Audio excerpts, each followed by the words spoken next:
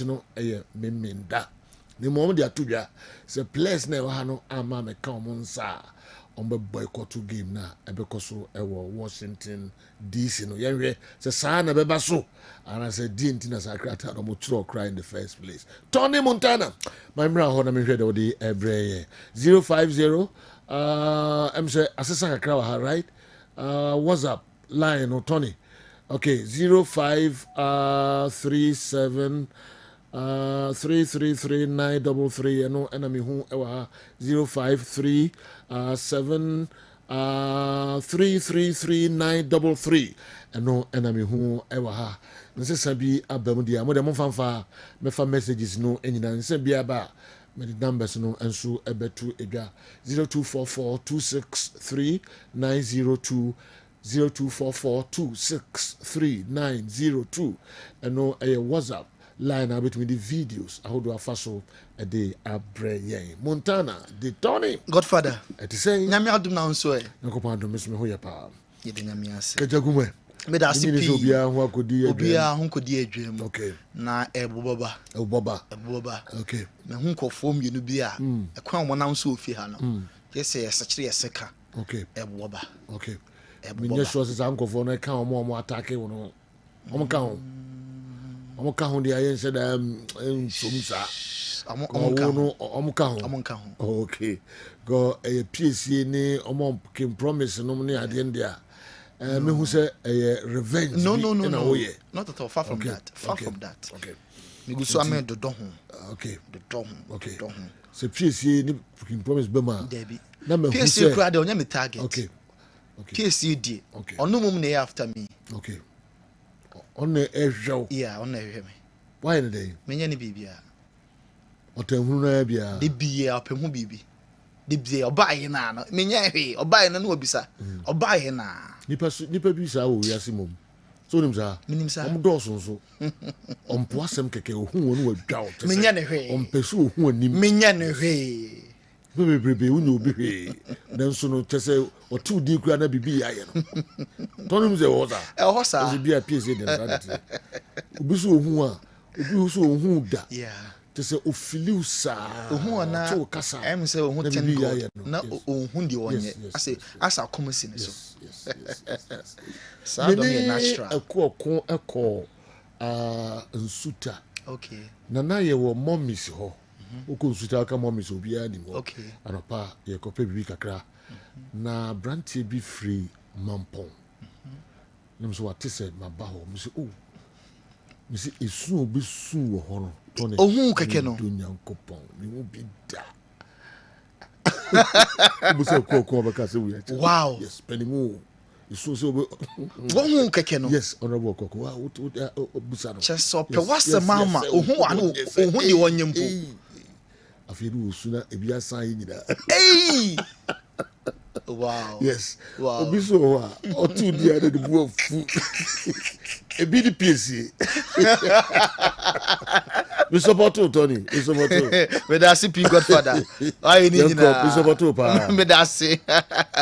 And hunu kwa PSC. Yeah. Yanko. Me da see. And ya wada obompa no aka the Black Stars of Ghana. Empire mu because about for the live commentary ebeba Ghana versus Sudan. Dia doni dia just nyame bemu na and the live commentary eba ye hwen sama ekoso onko for so ye ma etie for ene ahefo akwaba ye sha senfri ebibrem heya Africa we say qualifiers no for 2025 AFCON no and then Twaso na Algeria omo prepare the Desert Foxes na omo training session of course no na enye izikra Riyad Mahrez Starboy and the Algeria national team no and a training ahead of game omo ele Togo and so airball na wouldn't say omo unbeaten in their last 16 AFCON qualifiers na omo elusu ofie since 2007 and Togo ebetimi abreki sergeants na training session Algeria ye twa to ahead of game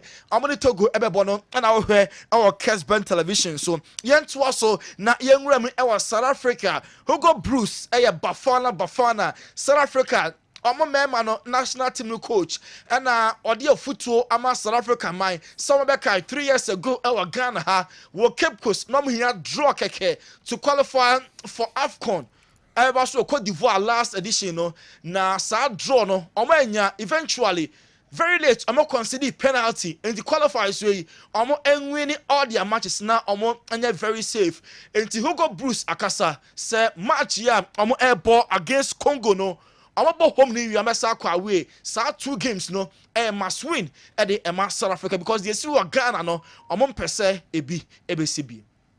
Prepare the team very good so that we have a 6-on-6. I want to avoid a stressy month of November. If we have 6-on-6, we are qualified. If we don't, then maybe the 2 games against Sudan and against Uganda can be tricky. Remember 3 years ago, the last game in Ghana, we had enough with 1 point, but we lost. So let's avoid that situation.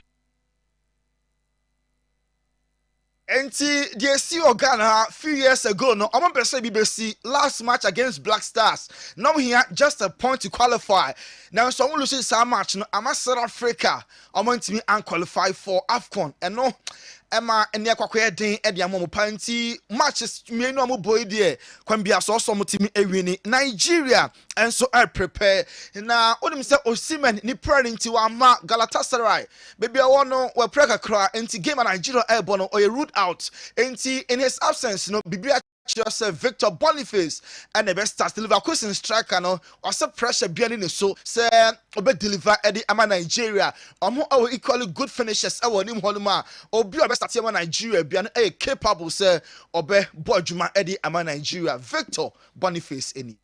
Yeah, I don't feel any pressure. It's not just me. We have a lot of players here. We have Kelly, we have Awo and myself. So I think each and any one of us we will try in any possible way and to if I play, if any one of us play, we'll try and get the win. You know, understand? For me, the most important thing is the team performance. If you are winning and I'm not scoring, then I don't have any problem. We are Victor Boniface of Nigeria and then Leverkusen and a boy in Komeka Kranienko South America Conmi Ball qualifiers in air to also now Copa American champions and the world champions Argentina a hosting against Venezuela. Some match way Messi ebetimi abo a free say Argentina J Copa America Leo Hontimi more from Argentina because of injuries. Now almost 2 games after Copa America bono a plenty went to be NC last match lose to Colombia na Messi or unavailable until after 2 games Messi now what's that and again obetimi abo Eddie Amane Maino until Lanos Scaloni are preparing the team no said Argentina and so ebetimi Eddie Kunim El Honomo here and to also encore Brazil and so Australia almost prepare for game Chile about midnight na Brazil at the 5th on coming ball World Cup qualifiers no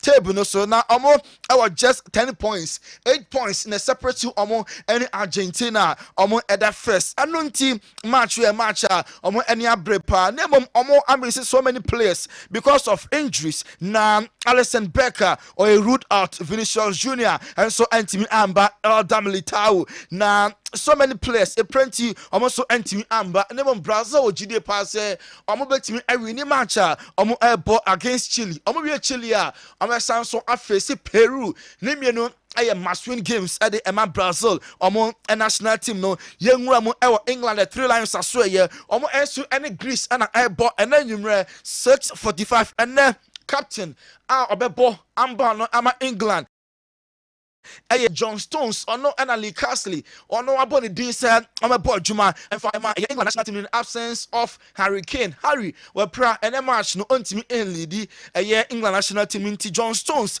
and a lady John Stones akasa de afa England national team no ho and a Cole Palmer and Harry Kane mu nyina no akasa de afa mo. I was a huge fan of Cole as soon as he came into our first team setup. What he brought to the game, how he played as if he was in the park. I was sad to see him leave. Made him aware of that. But what he's gone on and done is credit to him. How he's conducted himself, how he's stepped up in big moments.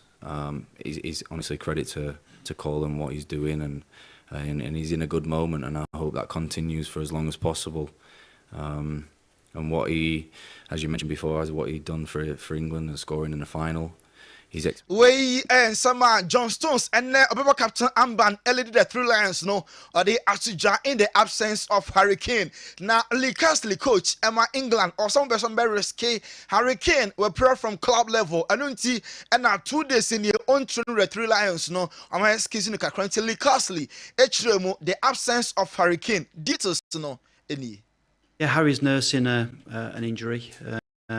A small knock, something that we won't take a chance with. So it was a great conversation that I was able to have with John last night. To have that responsibility to ask him to captain the team. It's a brilliant achievement for John. We Lee Castley, Inter manager, among the three lions of England. And now match England airport against Greece. No, only say England training session coach at try Jude Bellingham as a force nine. And then when we say England. Ewo Oli Watkins, Ewo Dominic Solanke, Neso Eno Tony Lee Castley, Etra Jude Bellingham, Ewo Force 90, and then there's a possibility say Jude Everton Ampo as a Force 9. Yanko a Germany Cologne, Lucas Podolski, former Germany, Omo and Bayern Omo striker on say dear, Obo ball Ewo a Poland na. Seseni finu kwane mu on reta the so ne omo airbo farewell game edi amano na so many players and airba tickets no sold out na 2014 World Cup winners no most of them omo enso airba enti Manuel Neuer, Matt Hummels, Van der Fella, Pema Saka any others and ne omo nyina enso ebebo ama Lucas Podolski ne farewell match no enso etimi abaso afe yenko Atletico Madrid Diego Simeone El Cholo and all boy Rodrigo de Paul etri so sir performance now or the Mayan our international team no and ya no be and oba club level yehu our Atletico as our national team now or different breed the we see come our Argentina no oba club level Atletico Madrid that ohun is way so boy Atletico Madrid coach Diego Simeone and the abo Rodrigo de Paul now Simeone did also say and ya pass 2 times no matter the finals of the Champions League 2 times and so and now omo antimi anje 2 times now and Madrid afa trophy no every omo name mo gide pass one day ebeye omo night ama Champions League trophy no omo enso etimi anje na according to Radio Marca was Spain almost say Luka Modric obese oko the next World Cup enunti the contract no 1+1 every year ehua na Madrid the 1 year asoso on the Madrid eka so retire Madrid just after the World Cup enunti World Cup enunti Madrid and sama no 1 more year na ombo for the next season and Sana World Cup no and so etimi edru so David Odro and Abdelaziz 2 Ghanaian players are our Barca Athletic Barca omo junior team no sa 2 players make us say omo Ghana ha na documentations intia documents bia omo ebe facilitating and no maba Ghana omo be sa ko omo kwa documents ni go through there omo timi start yes kan e ama Barca Athletic omo enso eko no according to Kubasi Barca any Spain defender no wase afuwe Ballon d'Or no between 3 players no Rodri of Man City and then Spain Dani Cavalla Real Madrid and Spain and Vinicius Junior so 3 players no bako and I say Ballon d'Or no eko e Emmanuel na Chesney new Barca goalkeeper or say Madrid omo ye favorite to win the Champions League and the Champions League in kwao all the tournament all the competitions are Madrid Humbiano a favorite name on not joining Barca no Barca capable say ebe say Madrid omo dreams is afuwe omo betimi every all competitions since Barca moment all tip omo say Champions League and then other competitions omo bono omo enso ebetimi aya there Loni Euro my United defender na we proud say progression and now you be show videos na all gym na according to investigations after international break obetimi at training with Manchester United omo enso a team say Eric ten Hag on also a buy time or third time. Penifona and Sakena last Tuesday meeting a course so name next 5 matches I don't name no Ed Papa over Eric ten Hag and Man United matches now almost ever bought after international break first and Brentford ebebo Old Trafford na bɔ away ɛwɔ Turkey to Fenerbahce in the Europa League bɛhyia West Ham ɛwɔ away Leicester City ɛwɔ away Chelsea ɛwɔ home wey any matches Man United ɛbɛbɔ enti matches wey matches emu den papa Brentford Fenerbahce West Ham Leicester Chelsea matches wey and be determine Erik ten Hag ono enso efit Bukayo Saka and Kai Havertz abaso said Havertz form pa na this year goals na wahye no kwofo mpo ebro adwene mu tia so nemom wey ahase afei ana kai ebehye mo to wetimi a promise organize Kai Havertz this year the goals no enso ebe flupa according to Theo Hernandez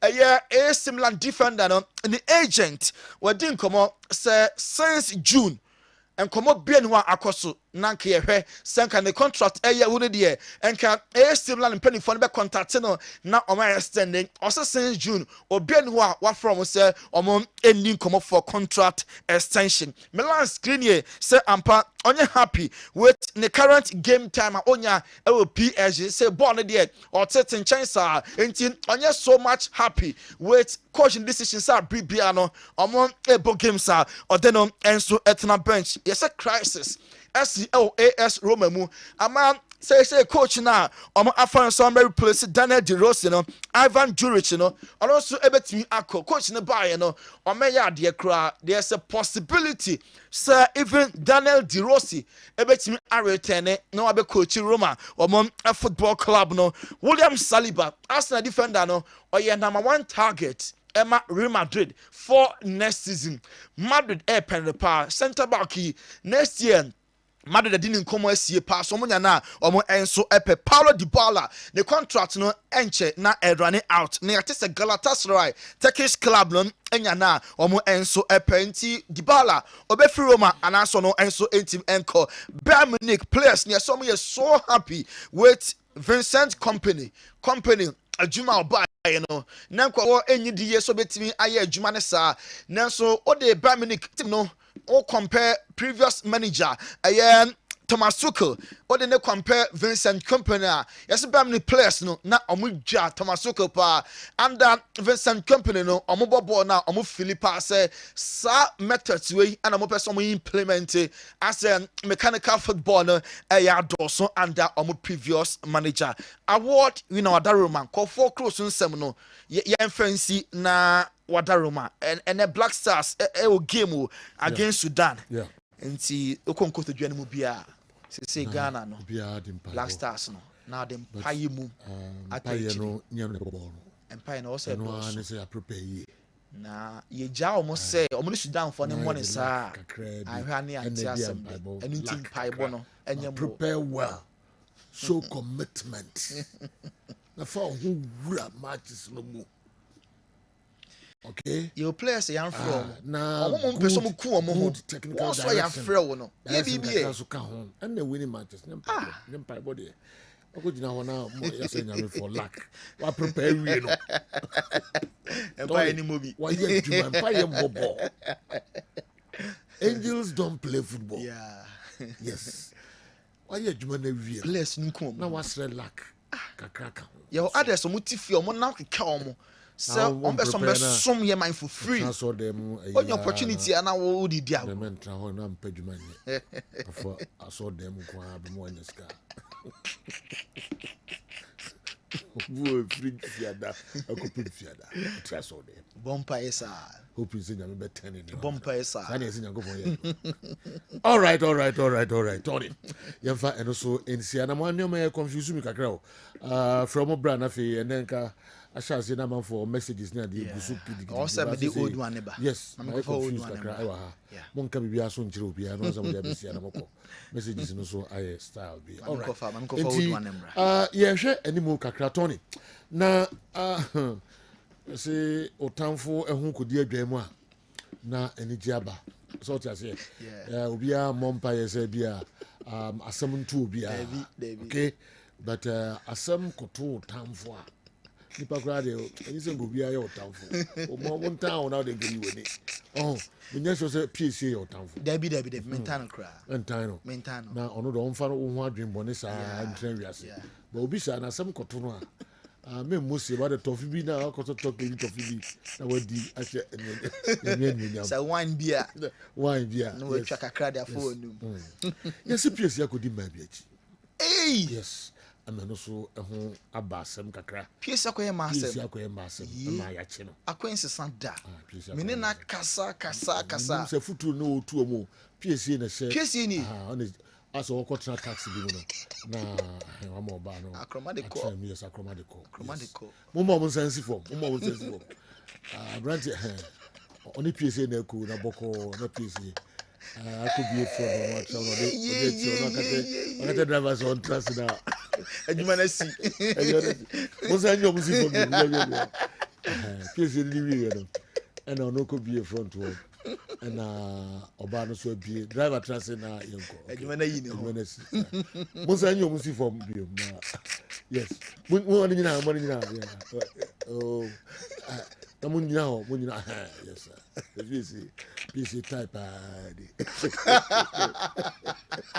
the type the offers and specs.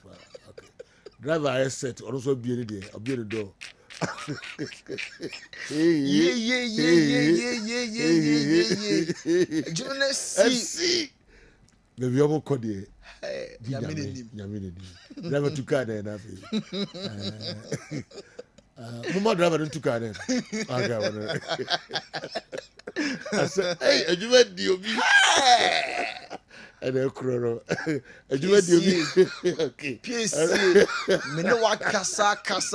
Say massa menye wow. Oko you can buy yenya o nefa wiase ball. You went DOB.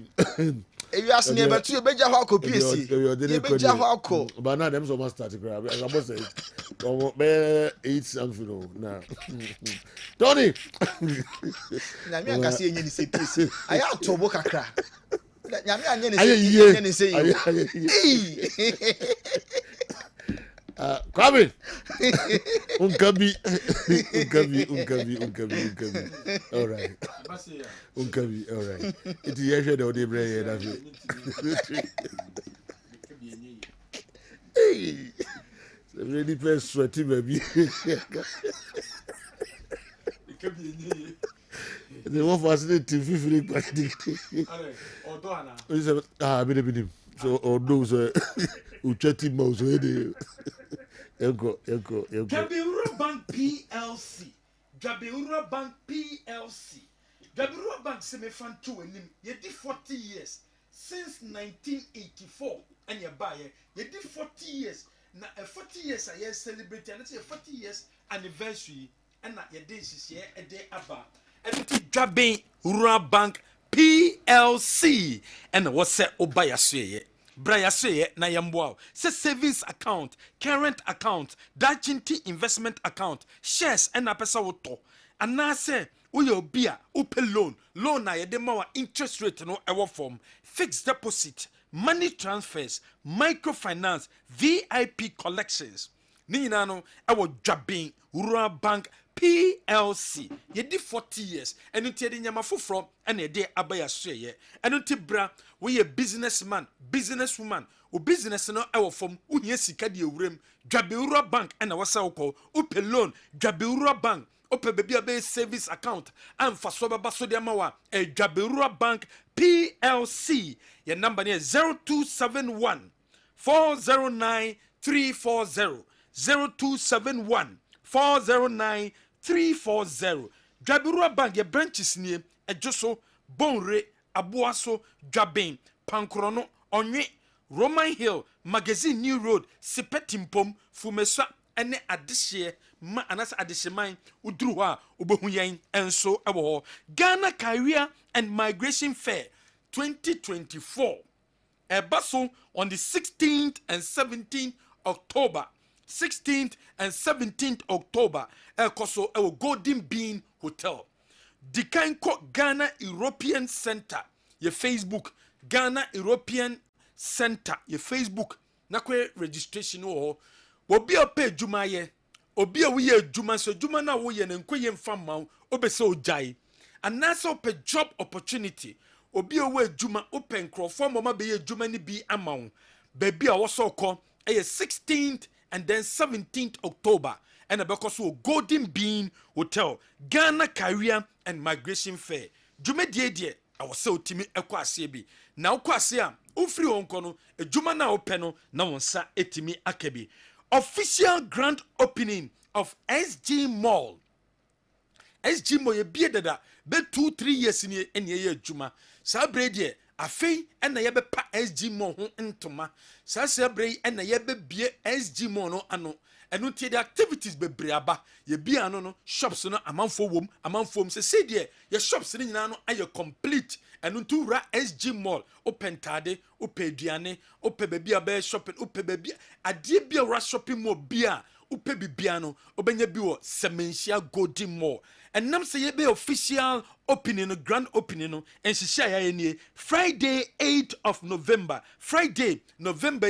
a ebe dwumadie ya hihia ye ba bedinie sada no ene ye official launch of SG Mall ye bia no 10 a.m. pepe panopa na ye bie SG Mall no ano we akwadanche enwumre on Friday no Mifri Kumasi fashion ebekoso na for the musical night eno ye high life ye de atoaso on Friday enwumre 7 na for Saturday dwumedie no sei ene ebekom ye bedikan aye nhihia no pa 10 a.m. no ye beko aye road ne so no ye be ye Kumasi Peace Drive obi bia de ne car beba na Kumasi Peace Drive no ye de car sa wodo atoa so na ya bodewro se enche bia ne ba beto aba ni nyina ne activities a ye de ehye ase anase ye di wuram efa SG Mall ye bia no na fei eye Saturday no Mifri Kumasi concert no abaso eno baba so enwumre Kimpaluta ebeba Kofi Kinata beba Osekrom Sikeni beba we eye free oba untie sika MCs nie Napman Loving C and MC Texas wamo ene beba na MC Portfolio wamo ni MCs a wamo beba dwumedie no ase 10th kwesiada no ye be high life night enumre ena dwumedie no ebeba so eno nti officially afei ene ye be bie SG Mall ano SG Mall ewo tech road no so behind Insura FM ho ne bie ya ubehu ye ho wo ye obi a opese ho obetwitwim bi na oboam ema dwumedie no enso krabehwe no ye number niem 0553 422830 0553 422830 we a official grand opening of SG Mall. The activities are ye de atoto na kwema ye ba be ye enso no Totina 74 T74 a new booster will be a immune system na amodin nim and until also timinya amodin our immune system no mu said de be yare bia intimi embo and until also nom Totina 74 any drugstore chemical shop bia bekobia no obenya Totina 74 ato your number is 0246 073498 0246 073498 obi a wo kidney problem or heart problem or lungs problem when you know enhu adie ye or abdominal pain or syphilis or chest pain and that's pressure no e wo soro obi a sugar level e wo soro obi a wo cancer or gonorrhea or HIV onum T74 abesoso ano e de amount or fibroid or ulcer anase or asthma T74 enu ne drum e wo semonom any drugstore chemical shop bia bekobia no obenya T74 edroni bi na wo so wetimi akoto na wanom Dubai any Qatar wo bia opese uyi uansa no adwuma ena pese tukwan eko Dubai ne Qatar eko ye adwuma opportunity na ba e de amount carpentry masonry painter plumber electrician we electronic technician and also a civil technician adwuma bia we bia ye nsa no adwuma de opportunity no aba e de amount wo de frɛ ya number we so your number ne 0554 547 915 0554 547 915 requirement ne uhia passport uhia CV or medical fee and abetia never to registration fee will be a pay by day job and answer per passport or per birth certificate Kumasi ya was Sokoban Kufo School Johnson so your number is 0554 547 915 we a house of fortune limited ya be ma ejuma ena woso wetimi aye ema nyemetima konkan e de amount Hebaso company limited womede Hebaso cream e de abedwa so kope Hebaso cream ni bi ugnya Hebaso cream ni bia ebeboa wiye papa kɔpɛ herbal cream no bi na apply ɛwɔ penis no wo apply herbal cream no bi a ɛbɛboa ma bɛma wo ne ɔbɛhyia mu a wo ho na ɛba ntɛm no ɛso atwa woyɛ bɛma wohyia ɔba a wontumi satisfy ɔba no woyɛ bɛma nyɛma nkoye ɛmfa ma wo a ɛyɛ herbal cream in a sachet anaasɛ herbal cream in a tube ɛna wɔsɛ use wo use a ɛbɛboa wo yie papapa ɛma nyɛma tumi akɔnkan ɛde ama wo herbal cream in a sachet and a herbal cream in a tube and also you see bema dear wadamfo any herbal bema obe satisfy oba wadamfo any herbal no be and also you see any drugstore chemical shop bi abeko biano obenye biato your number is 0244 750 510 obi osisi yo ya elephant ointment ukotodwe waposo elephant ointment and what's all this so Sadik herbal powder jaso will be a cocoa air how in some pedronum internal cocoa external cocoa Sadik herbal powder sebigu timu sebigu kokom sebigu dwani bia wudi biamu na entuasie emfa emau ye the elephant herbal mixture e the big jaso elephant herbal mixture unumbia 100% herbal unumbia uyefunu na air how no uyem na etim no anase obi a wosisiare cocoa and hawa na wanumbi stroke there we drane flexon 600 wonum flexon a ebeboaw na stroke no etuase e de amaw obi a peso bon ban efi stroke ho e flexon 600 and the wase okope bito any drugstore chemical shop bia benya biato your number is 0244 750 510 0244 750 510 offer number we so a ya beje so Kel Chaco toothpaste Kel Chaco toothpaste compare Kel Chaco ni bi na use we use Kel Chaco e de twitwu sia ebe mo num pampan no ayehwam ebe bo mo bia uyefunu taya wo ya utwitwu se wie anaso bia otan no monsa ebe boa utitena pese white no eye Kel Chaco toothpaste and also use bi na emboa latest foam your partner for life wa brebom yonkom any latest foam se betena se tena kunya papam na kunya papam betena mu dia abra wonya sisiyare we chinkasa na nya oya dia eye latest foam wo mon kunya ne bi ye wo V sofa and ye wo L sofa this sofa no eye 6005 L no eye 3100 Ghana cedis Republic Bank enya bank bia na oso do ho koto omuso bank ado ho to omuso wamba na business akoye wejuma na woye na akoye ediama no eye Republic Bank diente oso ko Republic Bank wamaso ene chese wo bia pesa wo to ajapade obeso to dan obeso to asase obeso to car ye beto amawo ne atum kitten ne japade no abeye wo dia wo bia ope credit cards and apebi ye bebo amansa etima kebi investment and pesa wo ye usika ne da ho emfaso bi embaso obeso investment emfaso beba usika ne so edemawa eye Republic Bank SMEs anase upe corporate digital or retail banking eye Republic Bank and also show me chira kwan women na bebo na usikasem etimi akoye ede amount Franco Trading Enterprise upe laptop upe Nokia phone upe Samsung phone eye Franco Trading Enterprise and akwa ye bebo nyama papa fie ene Franco kope Franco echira kwan na kope nyama papa to smart television Franco air condition deep freezer washing machine CCTV camera and apebi ato a eye Franco Trading and akwa wonsa ebetimi akebi na nyama etima konkan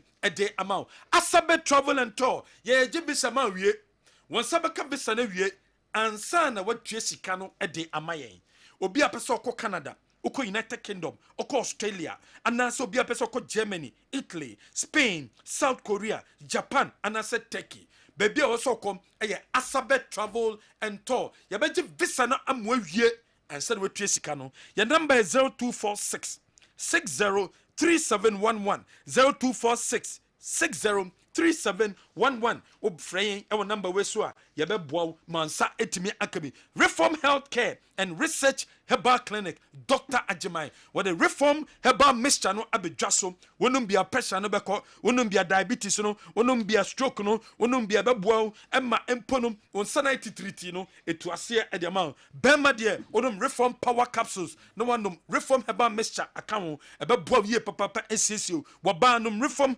Herbal Mixture plus Femico 442 nanyo ni pedue no mu ejuma emfama any drugstore chemical shop bia beko bia no obenye bi ato. One and only general yemfensia. Well, general, and then you were done for birthday. Achino. Oh, Achino birthday. And then Achino birthday. Wow. And then Achino birthday. Ma, young wish Achino happy birthday. Minim da. On can want Samsung trade. Oh, sir. Okay.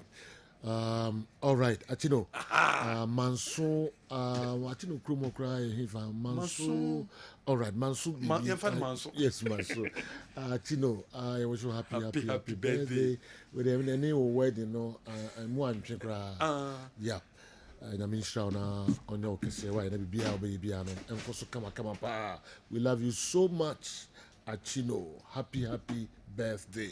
All right, more messages no Emra 05515 99933 05515 99933. More messages no Emra. Na yankin kan emfa enso mamo abidafo etrase na fe ya messages no enso there be your stories no emu later na the messages na de nyina no enso aka ho qualifiers no ene din enya samketu akra 5 games AFCON 2025 Morocco qualifiers no teach Ghana and Sudan Accra Sports Stadium na me yaduma ochina and I hear you, Andy. Say, yeah. Bibi abako jinwa. The Nyankopon sepa. And the gum matches no. UEFA Nations League matches no. Oko CONMEBOL. World Cup qualifiers no. Club issues kakra and sana yate aba Africa. Nana papa alaba, baba alaba. Na okaime anopay. Say ye ni even the Angola, right? Ebe share 1-0 you know. 24 years now. Yeah, kase Ghana Ndusu game wahano. And yeah, AFCON qualifiers. And no against South Africa. Na AFCON 2000 proper. And na yebo. And competitive matches are Black Stars and Lusu war. Babayara. Nebom ye ka AFCON qualifiers yeah. Date or the man you know ye 1973. Yes. I don't know I'm aware of that date. In the 24 years and AFCON qualifier Lusu so as far back as 1973 the Black Stars Lusu to Cote d'Ivoire. Almost 3-0 of Bayara Stadium from 73 to 2024. 51 Yeah. 51 years. 51 years. Yes. Wow. And the last time I done for the because I have qualified, I lose to be 24 years. No, I don't know. AFCON. AFCON proper. AFCON proper. But I said they need Angola, then you have proper. Yeah, qualifier. Yeah, qualifier. The lose to qualifier. Babayara. 1973. Wow, 51 solid years. And I Black Stars, almost say, almost green, Mazano. Into his keto Krikonia Bromoso, and Rana, Udisa and all right, against Sudan, and there. Oh, it's an idea. I maybe can't add almost from the other side, but or don't you know? No beyond anybody.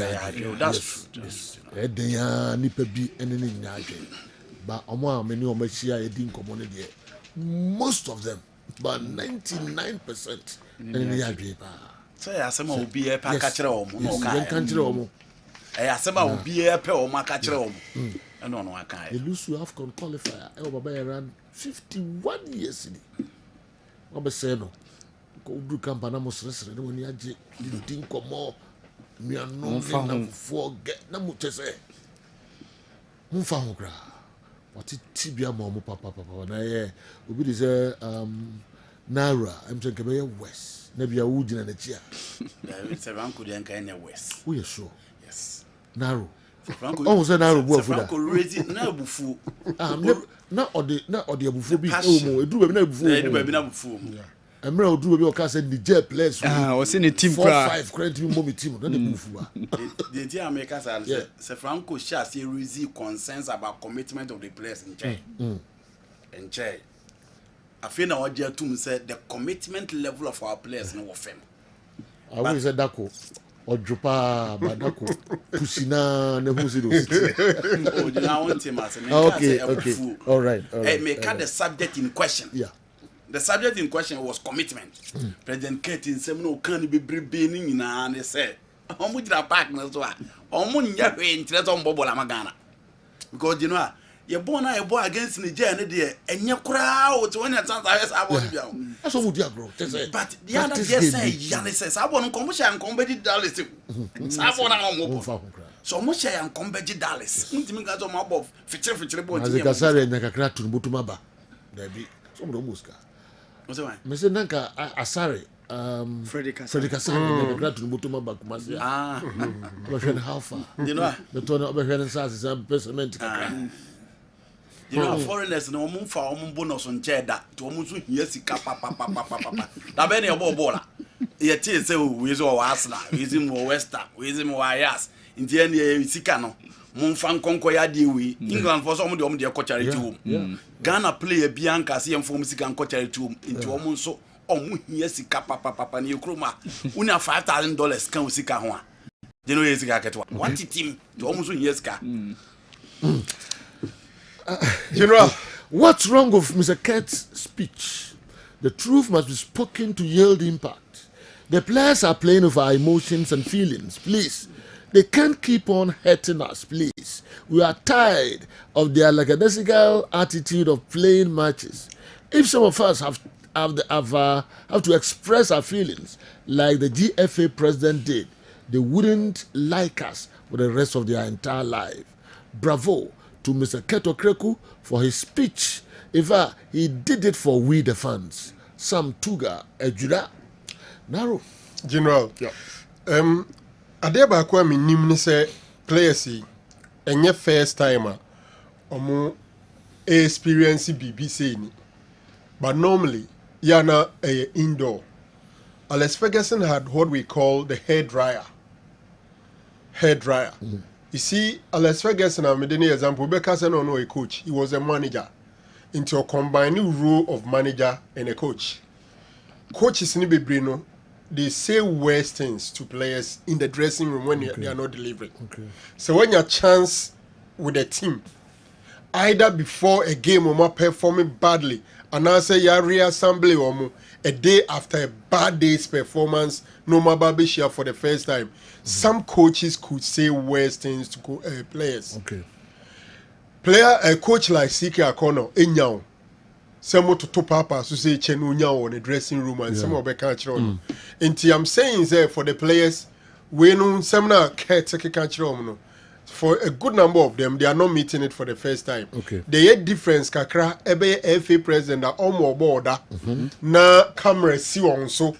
Na yes sell your certificate bra coach. Na catcher say over 100 coaches applied for the job. Yeah. But emu bia no a fan your sideline you bia. And your kofa utuadwa. Wuni pana will take that decision would you tea ato the chopping block so. Yeah. And far you will call for your head. Into me imagine say Kurt in him the American say so to add on a crop of players say will failure. Indeed, he has also failed big time as somebody who did the appointment. Okay. Into any coin say or throw and America says yeah po mucho kasa munyo show mun cry no o my yes style ni nyina biu. Nyese bi ofiti prekupe no ba say or belasho mu gidigidi say they've tried all those other styles, it's not working. Okay. So for me, it's time for them to be told in plain language. Say, over 30 million people, we a privileged group, you have a responsibility to make them happy. And probably, he planned and decided, say, Obama that 30 million people now, we representing. Yeah. For me, it's spot on. In football, they have something they call reaction. You give reaction. Team Timiko performing badly. The next game, the coaches to tell them, say, this is an opportunity. React. So from what Kurt has told them as professional footballers, they have responsibility to react positively. I'm Nana Kwame Slim from Spinkters. I'm wishing the Black Stars all the best in today's game. Please give me a ticket so I can go and cheer the boys up. God bless you, Sergio. Oh, and crying a boy also won't cry. the ticket to me free Kumasi and Bana. On my channel across stations, you know, say tickets be our ministry, no any individuals be done attached tickets in the power. Yeah. I don't know. I'm cry and I'm in time who know a crowd. Okay. Oh, sir. What's the other with you? Okay. You know, Supporters have done worse to the players than what Kurt said. Kurt nailed it right. That party guy cried here. He should be sacrificed in Po. No, he should be crucified in Po. Not committed 1 inch and doesn't deserve to be the captain for even the under 10 team of Ghana. Kobe, Edway Free Jinyase and Abba. Moshe parties be 3-4 minutes and now Obi one deserve say the captain cry. Na Oshe back and forth. If you know any Arsenal penny for a year, technical team and medical teams now. I say if you want to say Branty Nepra. Na parties we yeah bibi ma omo hu say e so omo doubted omo keke kan kakra. Yes. General no me kan wa say me tie me doubt it. Say party we pra won to me mo. Na me gidi pa say Arsenal next game obegina mabo. E dia mo. Wo hwe bra omo ko US akobo friendly na o ko na ne physio di nachi. Ese say party bo 45 minutes. Ye man ko ma ne modest number of yi. Eno me kan say a back commitment. Captains to say from at least me hu akwasi apia me hu abedi ayu pele me hu Charles Kobla Akono Sike Akono me hu Steven Tornado apia me hu Asamoah Gyan me hu Andre Dede Ayu John Mensah. Party for me the least in terms of commitment.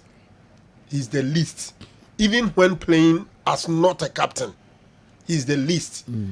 Si e ka kire akwasi apia mo commitment e ka bedi ayu pele commitment obebo ball ne the next day match no onom special flight de ne beba no obebo no osako.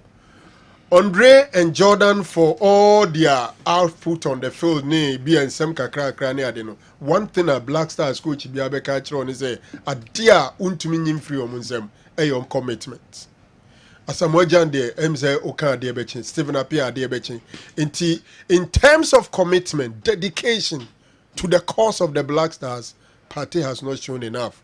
When I can say Black Stars here a leader on the field, Stephen Tornado Appiah. Yeah. Me sure say a time, but I did the DP say party so a leader and a captain on the field or rally players now around now Momo I'm one of the best and coaches be brave so when you're a very good captain I'll be well in leading the group you also struggle. Sure, that's true.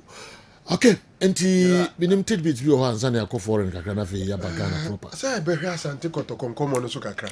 Okay. Anope mewura ho mu ye training. Omu ye training yeah. Yes, currently the training is ongoing. Okay.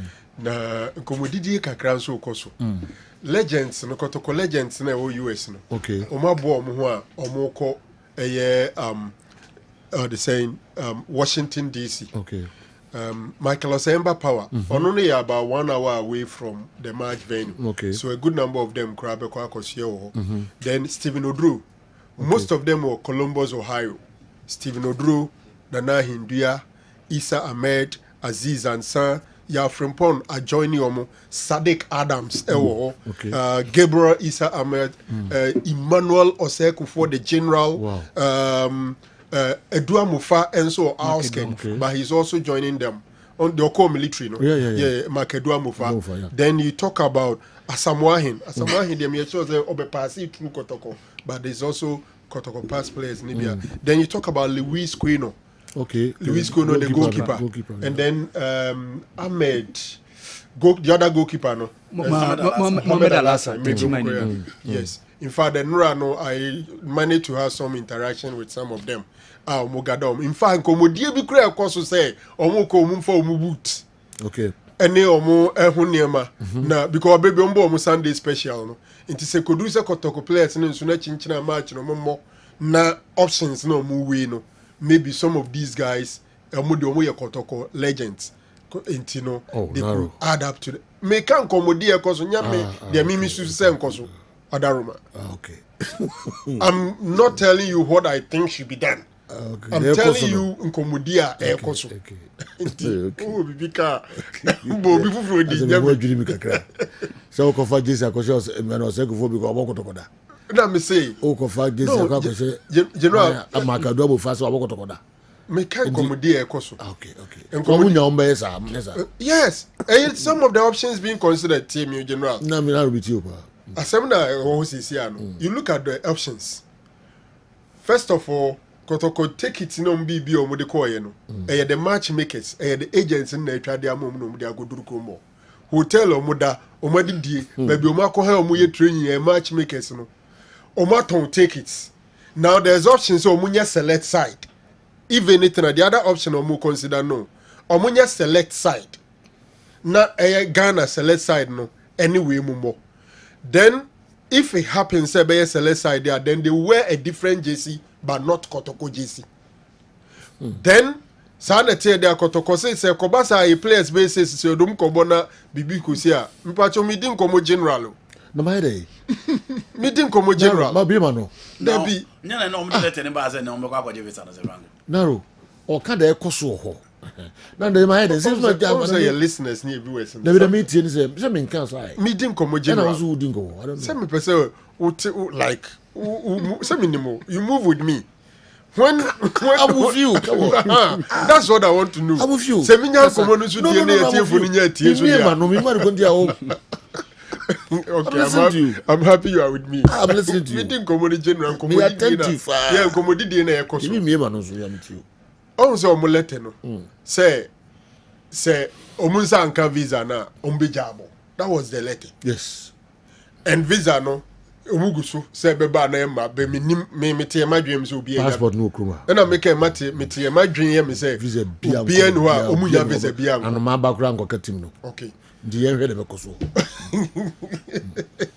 tira we can madwen visa bia nko enti omu options are available no omu no mu hwe no munye currently they are training the technical team everybody is there and omu way the options how the game can come on because once so yam fan say waje penny afro plane you try take it ama wakoda hotel ya turn take it near the so at the end of the day if Kotoko cannot even play as Kotoko as a team the other suggestion and say more Ghana select side said the be microphone ma to mu take it ne yakọ han stadium ni sa na ma ne nyina no a game no betumi aba no munyi Kotoko din free so no munyi Kotoko din free so into the other considerations says Kotoko din free so there no mu nsha Kotoko jesi omun compare a set of JC na nye Ghana select side eno de Kotoko fo na akọ ne ebi bebobi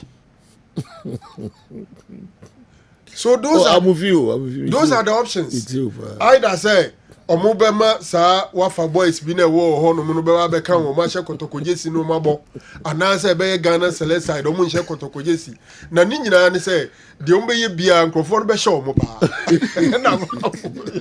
and that deal we are try as much as possible to avoid yes anamwa yeah say kokra na nkofa sansem we nyina amba circle see sorry say ne Kotoko nkwa na kwa body a cancel the trip that's right na omo ho no organize Ghana for omo ho ne hwan any almost select side bi na nkomu nchiambo na ka ticket semi ni hwan semi amode be form na ade nyina na to atwa se munya Kotoko fo mo nkobode a take it na mo anu yete mo se monim yesi monim de ma ka bom amanfo si no yeah Kotoko ye Kotoko afede mo se mo ni academy ni youth hwan bi na so na official o be ba be ka ho no so na ba ye na mo cancel no after last minute mo ko na mo amade release by say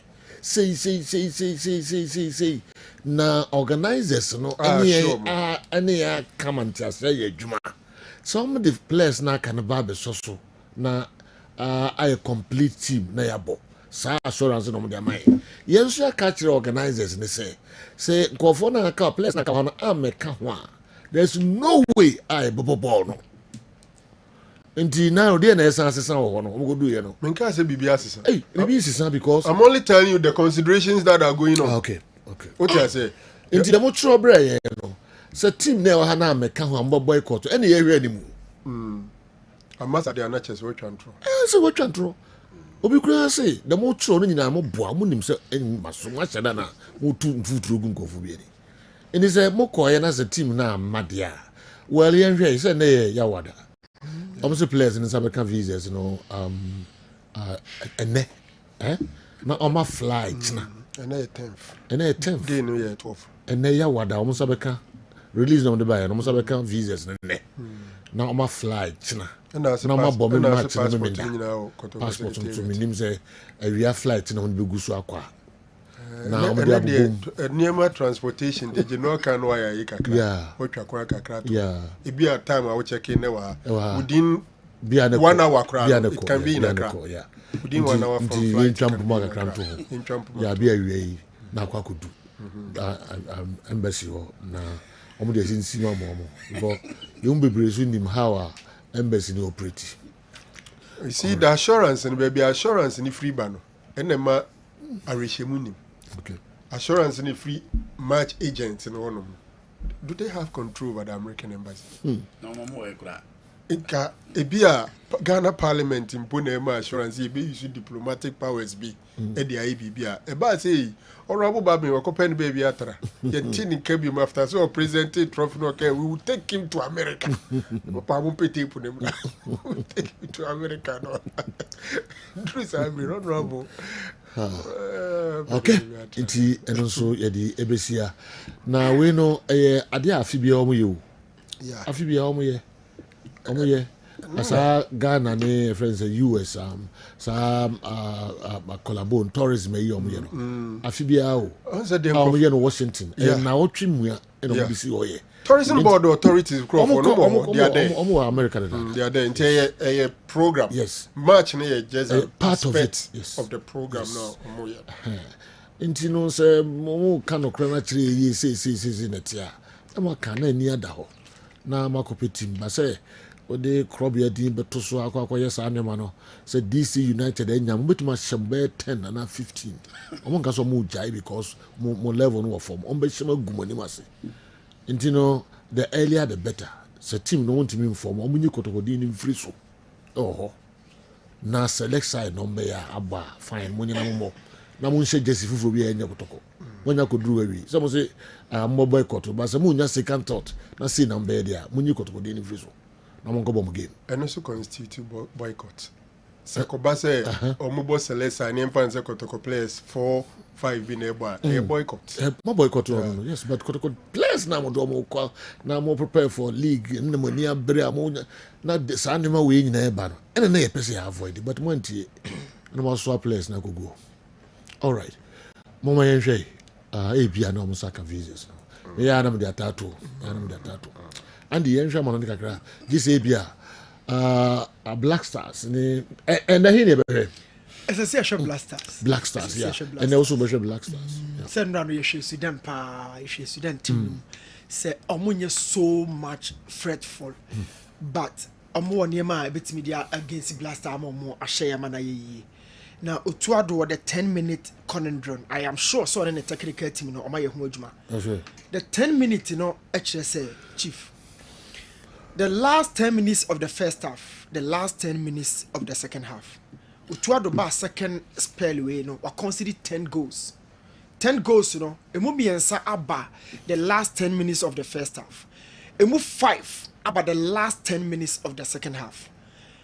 Say it down to endurance or conditioning, say it down to concentration, say it down to awareness, whatever.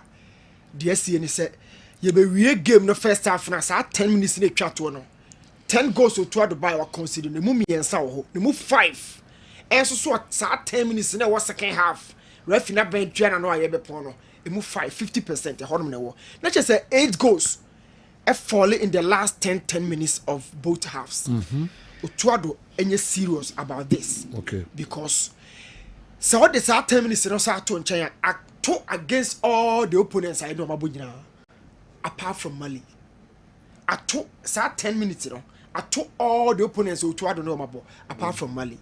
So only one team been a so no my first 10 minutes in the first half and also 2 in the second half.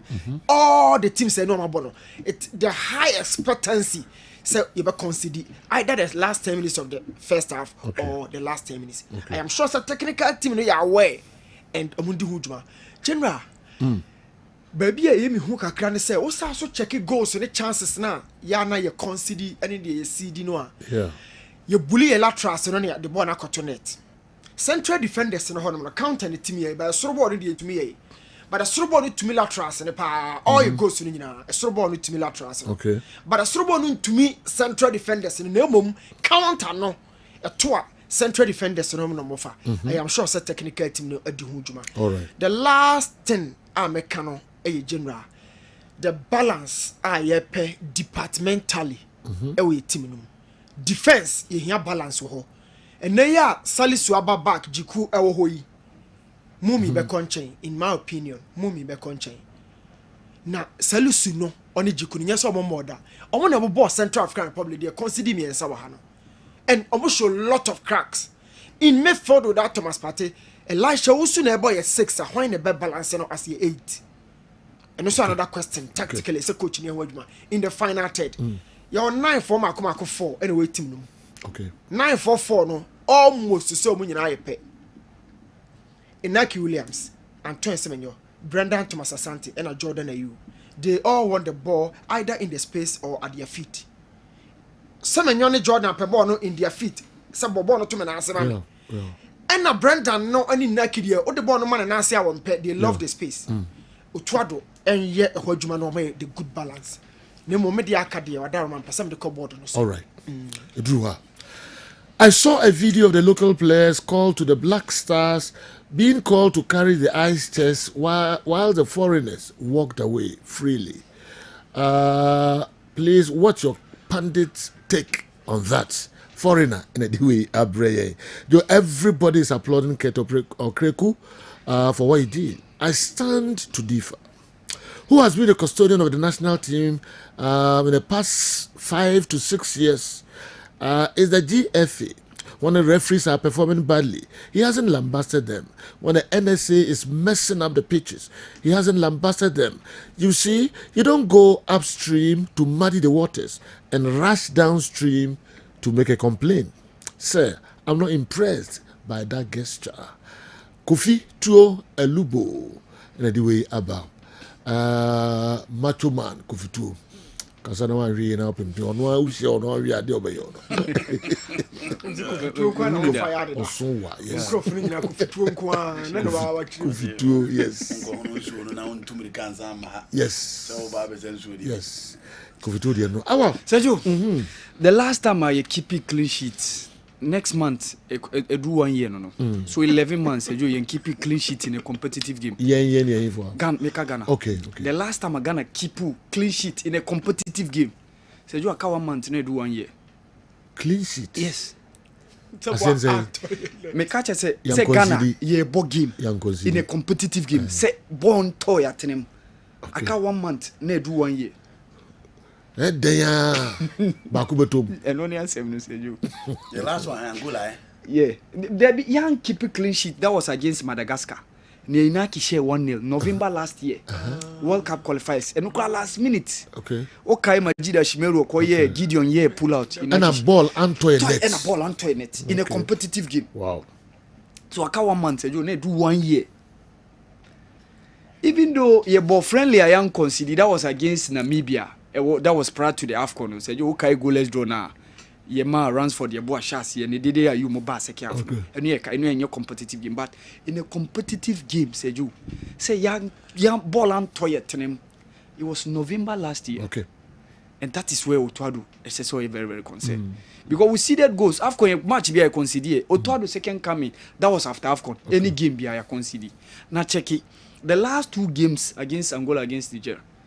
Angola go no 90 minutes plus. Niger no around 83rd, 84th minutes. Say you check Luis Mafuta free kick no against Central African Republic. And also say you around 89th minutes free kick no.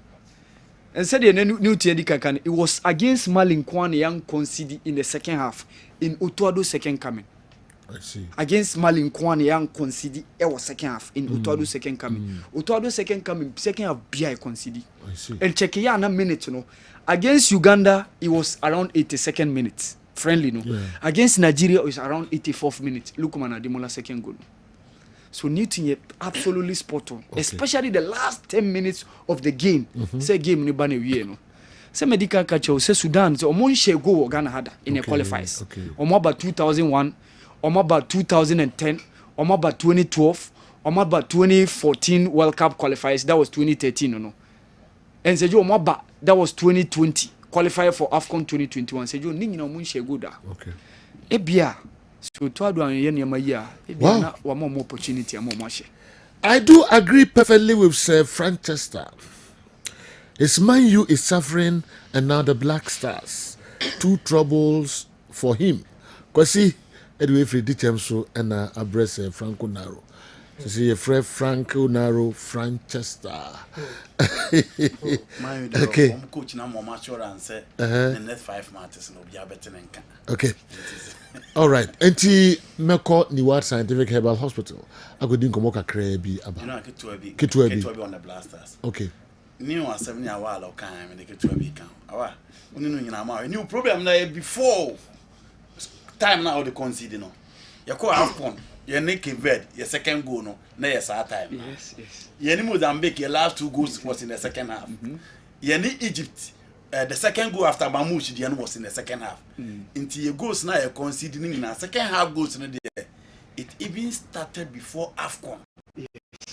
And now twas about this until a problem existed for the last 1 year. And I could so buy you be expected or bear something better no. Or no so about be the same thing. You know, it is something that they need to work on, but Sudan you know. Yen Stampy authority said they are the Comoros there, Madagascar there, Uganda there, Niger there. Say wait there. And since America say Sudan there new thing. Say only Sudan e bobo Ghana. Na say usuro dia. Any national team no bobo ben yebe akoba. Yebe kat yebe che. I'm not underestimating Sudan, but the fact of the matter is that una opponent bia ni nsi akan. Emma one yinye say wo ball at your home ground. Because blaster players no mo nim say nkran you Kumasi kran ko yere de omo yawa. Agrade am okron be gru omo. It is general they need to step up. Okay. They need to step up. I mean you were free quickly. The gods of football are behind Coach Kwesi Appiah today for these reasons. 1. Ghana hasn't been fair to him. The FA stripped him of captaincy years ago. Number 2, Cat GFA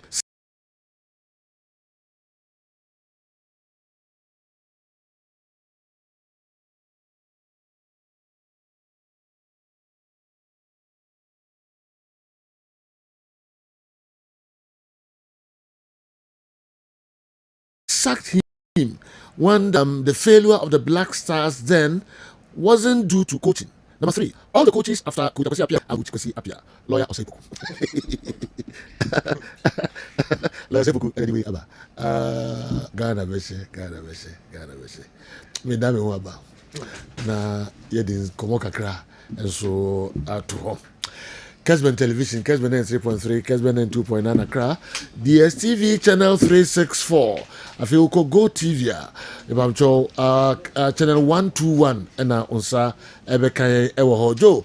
I know today isn't a question time, isn't for questions, okay? But help me out.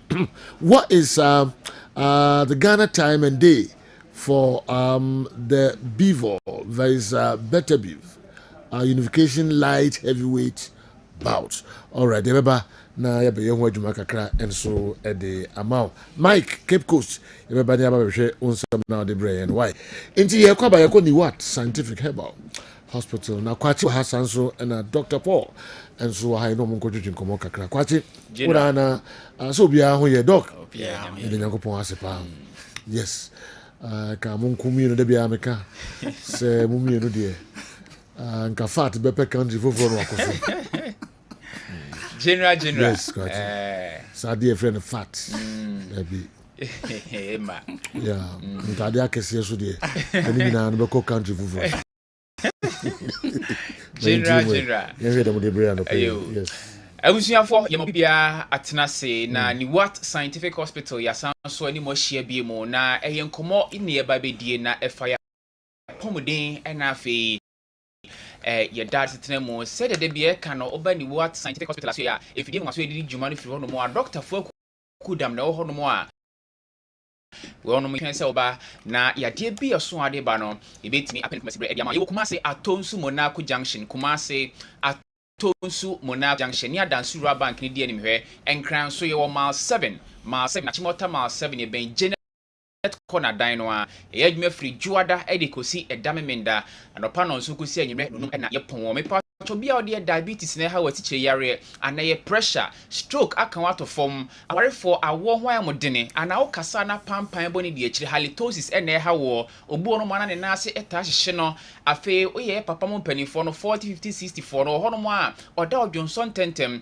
odwonson so akakra bia no asa kodwonson toatoa so ntimi kura na o prostate ne yekese na ase bia aye infected ness prostatitis no me pacho eyeni what scientific hospital bra na yemfa fidie nchekini nyina ma na yenhwe ne pomasi bre enso emfama afi obuo no mana ode no eye typhoid na ha wana se ulcer obuo nso ana chese eye pressure maka ho asema na se yade bie ha obia no obani what scientific hospital a ebehwe nyina kama pa edia ma number ne hia frɛ yen be bia obia no na yenye osone ne uni nkomo eye 0244 0876 87 0244 0876 87 0244 0876 87 no friend beji oso na yeni wadi nkomo sede de bi ye no enanso ye bekyerɛkyerɛ kakra nye se bi betena akasa keke ne mo be mo sua ade bi a wankasa betimi de edi dwuma etu na mo bi wo fie na onso ode abo wankasa brenti Dr. Paul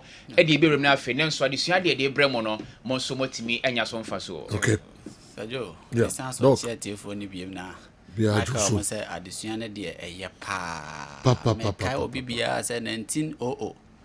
Research because scientists nyina atena ase. Meta kan sa ase mo pa scientists na ase no mo ye research ho se dade entimi ntum fa wiem 1900. Okay. Omo kan wie na 4 years later nkra mi no Wright brothers. No mama aeroplane na ye de dade na ye na atu na wiem. Enti science de se de onim na enra no ebia na asesa se de oti apomodin ase enra si etipa yen a yakofa ebia phytonutrient bi ti se paracetamol de kan ho nam oyam ye oya yakofa we na niam e dane oto aso sa wanhwe ya na how eno na ni what scientific clinic am ye dance so oben yen a ye be mo wate ase se enne de esi no eno so ne ye hwede solve problem ti ye hwehwem kwa akiri ekwa animu ankasa ye be anim ni akwa akiri ye nya the concept of problem na and solve why for am be company for say problem well identified. I am halfway solved. So research the enfani agrokra. Me kai o se wo fi a se de nipa ye hwe digestive system so ne de ye nika no. Yem ni nkomo ketua bi mfa ye digestive system no.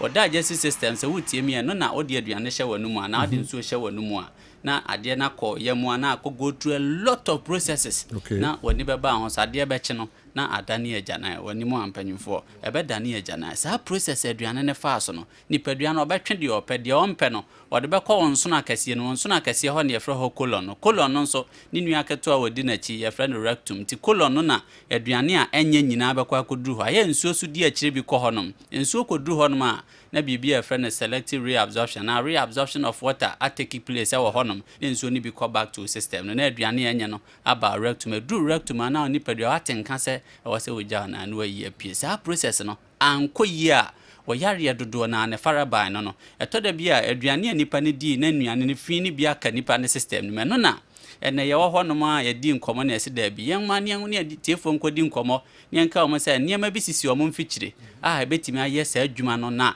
eno na mani waten so toda no mani age ye ho no ye hwehwe mu hu se okay eniema na etimi mani padua system ne ye free digestive system na ekura the engine of the nipadua no eno na ekwan ben so na betimi afa so aweke pa ye hwehwe mu hu se aya na ohia nuane ndro bi aduane ndro no ba ko ye frɛ na anthraquinons sa enuane ndro no ade bi esisi ye mfikyire a ebi wo mu pa no ba ko ye frɛ na aloe vera ye mu no kra ebi mu kra de flower keke obi so ho no ma ewo pot mu no adua won animu dodo na ode be sesa ode be frafra na ode be fefa na anim ode be fra nku bi ana asam na bi ne dia ne se opese dane cosmetic na se obe ya ma na be dane medicinal thing de onim eno na ni what is aloe vera yeah papa yeah adwuma too much apart from the anthracnose no me be keka bia kan wa nye easy anthracnose wo aloe vera mu no eboa ma onipa system digestive system ni ye free yare dodo na about 90% of nipa ne yam keka na odehye ulcer no de bia na dodo na na nye ulcer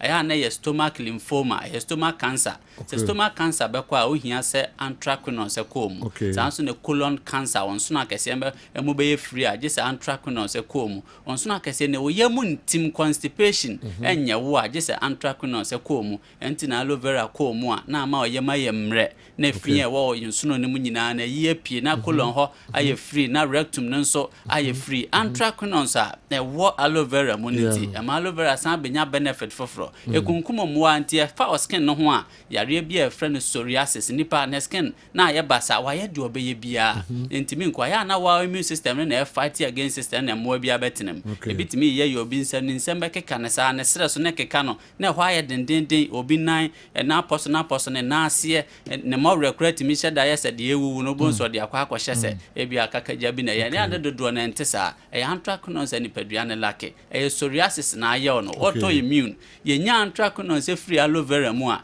ye de be heal system no apart from the make kan aloe vera yi yetimi etwene nsuo ni bi na ye de aye diabetes adro ye twene nsuo ni bi na ye de aye hypertension adro ye twene nsuo ni bi na ye de aye antiseptic work biti say niam yare a emwa na de aba e skin no ho sometimes skin ni mu na de treat dermatitis e no na ma oba ni wa scientific clinical dermatitis say yefo no because o derma no skin no honam no problem bi wo ho a yenim se be kwa akohia anthracnose say wa aloe vera e de treatment bebre say wo ye kese bro so ebia na yefuna body fat ebia na onso nim na fia ba ho no ebia na onso na cancer kra form wom ye de anthracnose a ye nya free aloe vera be treat am. The best use of anthracnose is to cure cancers. A drobia betese xanthone esosono. A drobia betese xanthone esosono chese a cancer a dro. Sa cancer a dro ni nyina mo kwotwe. Sa anthracnose side of xanthone no e free aloe vera. Na ye de yakohu a ye use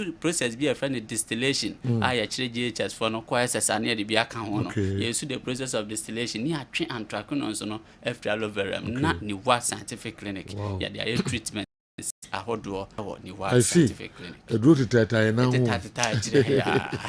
ho ya kwati general enti said that bia na ye kan oba ni what scientific hospital a enye nuru nyina ne ano aye no into a liquid form ebi wono mo aba zene doc echirechire mu yankase echiro se kona kwati aloe vera bi ni say ye ni say no ye ni say yankase echiro nti now in some way no ye say impact knowledge no ama won so said ba ya wo fia ebi a na makakra bi ba o first aid a wankasa ba ye e de akrakra ho no ni nyina nso ye chiro e wo ya so ye nto ba e na apart from say san chiro say nnuani ni niema we nyina san chiro nnuani e we sewudi ene nnuani ni sewudi because aduro bia ne nnuani a ene ne complement ene ne ko na aboa ma ho ato ntem say doctor ni ma wadura na apart from say one cancer system how effective how responsive I be to a drone enuane a wudie no so e play major role enti ya na yesa chiro nuane we se wudie ni no edem ano se da bia ho betimi ato ntem enti ni what scientific hospital said e maka no ba yesa o mfidie nwaso e no ne de hwe ni padue ni mo proper diagnosis ni ehu yare ni ntini so ni ade na ye hu anamon a e betimi atuo enso e de afa ho ye wo Kumase Atonsu Monaco Junction Kumase Atonsu Monaco Junction ni Dansura Bank die ni hwe enkran so yo ma 7 achimota ma 7 ye adwuma free juada kosimi minda ebi a wo hwe wa brochira na other country bia no a ye number ye 0244 na WhatsApp ubetimi ne di nkomo na how bia no oni enso ache ewo ho juada kosimi minda na ye adwuma na besine ehia pa freyen na ye ni nkomo e na kai na shine so general obi wono mo a ofa number na wa keep back on save wo phone so ana wo twro enti bedu tama wo ba no obehwa na wo hu bi betwa kwan hunu ni ade timisrew number ne de fa pen twrogu obible na se o diary mu ena day a obeba so France na ma location ni se de be ya woni so nyontanta de ya ne se ho mfa wo na akọ ba bi ne wasa ayira hapa me patcho number ni 0244 087687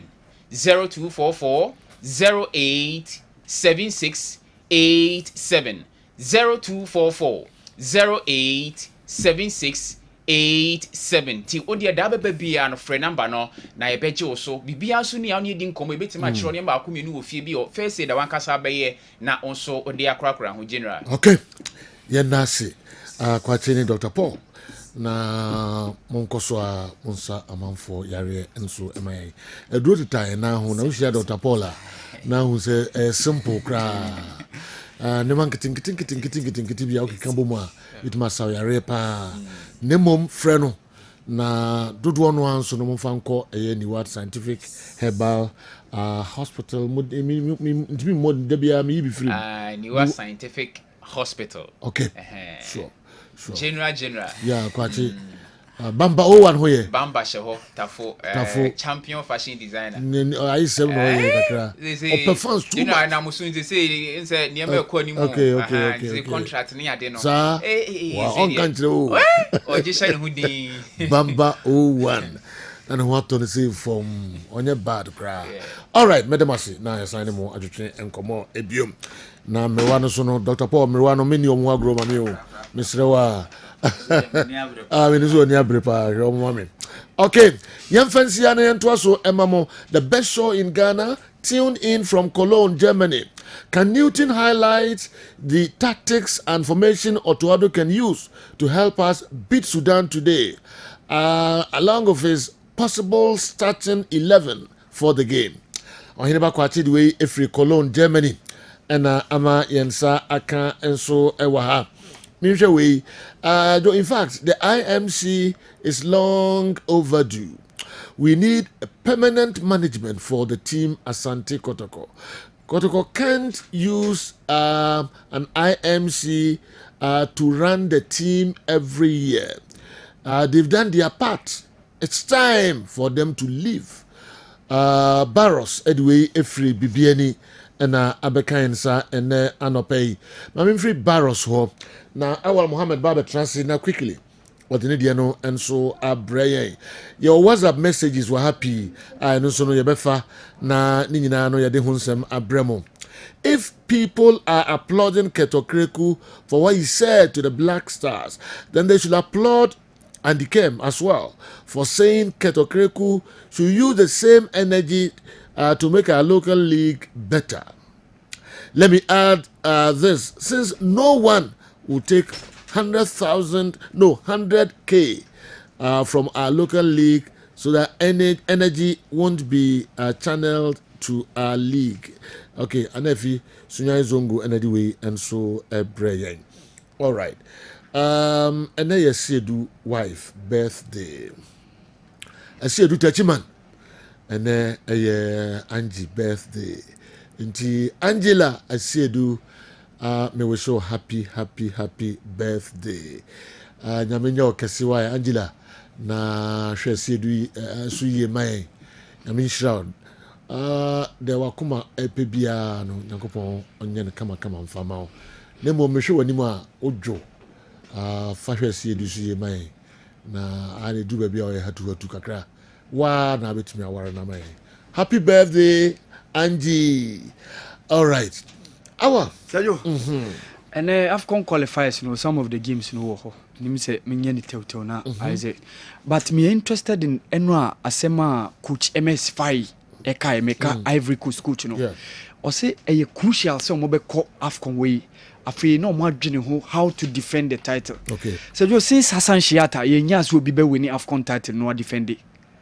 Since Hassan Shiata or G 2006 with Egypt. Yeah. And they almost be defending Ewo Ghana. Said you yenya obi so be a bida. And situation no is similar to that. Neo G no Hassan Shiata or Geno or Jin on home soil. Said you and call different nation eco defending. And Obekase MS and no MS5 situation is similar. If he is able to defend the AFCON title, Ewo AFCON main tournament in Ebaso, Ewo Morocco now. Okay. We all saw the solid job that he did for the Les Elephants de la Côte d'Ivoire.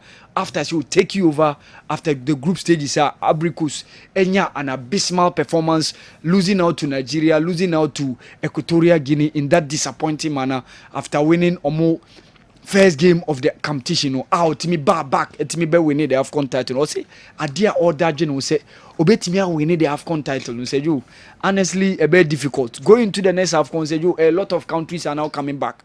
Algeria is now setting the tone. Vladimir Petkovic by Sejo or Shishenema who go brew South Africa despite having local based players who dominate are doing well. Nigeria, the Super Eagles gave us a wonderful performance during the last AFCON. He was in the finals before Somoluzi, but Uwe Ajuma Estune Guavon Oba on the caretaker basis now, you know, as Seju Oye Juma Pa. Should he continue, he can also be one of the big threats. Ebeye Ediama MS5 or the AFCON qualifier or the main AFCON tournament na Ekobasu Morocco. And I said you one game I'm person me I DR Congo against Tanzania. Said you say improvement in your local league. There be some of the countries use that and no at the bomb national team. And this is what we are clearly seeing within the Tanzanian football. Said you Simba ne Yanga ne some of the clubs azam no omo investment omo making swaba e de mamo omo national team football. And so Bekaya the last AFCON qualifier boy last month no they went all the way to defeat Guinea by 2-1.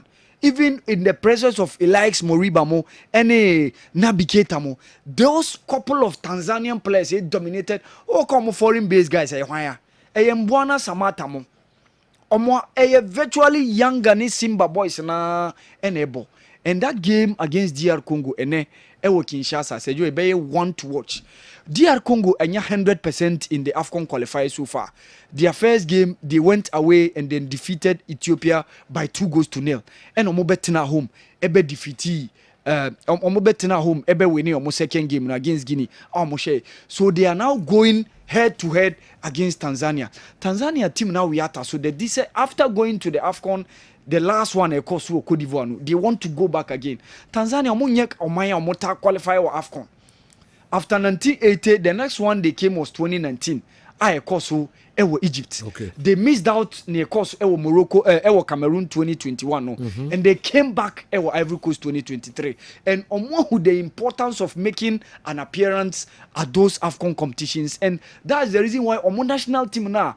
Omo local players no ebono pa because they are competitive. Omo league no ebomo they are doing well and almost sad omo more APM continental games now they are doing massively well. So and no sad not about the wurem omo national team no. And my head coach Sebastian Dasabred called up on I think say there were some of the key players of Yuan Wisankwan were free owing to injury Onya Brentford during the Premier League now last month too.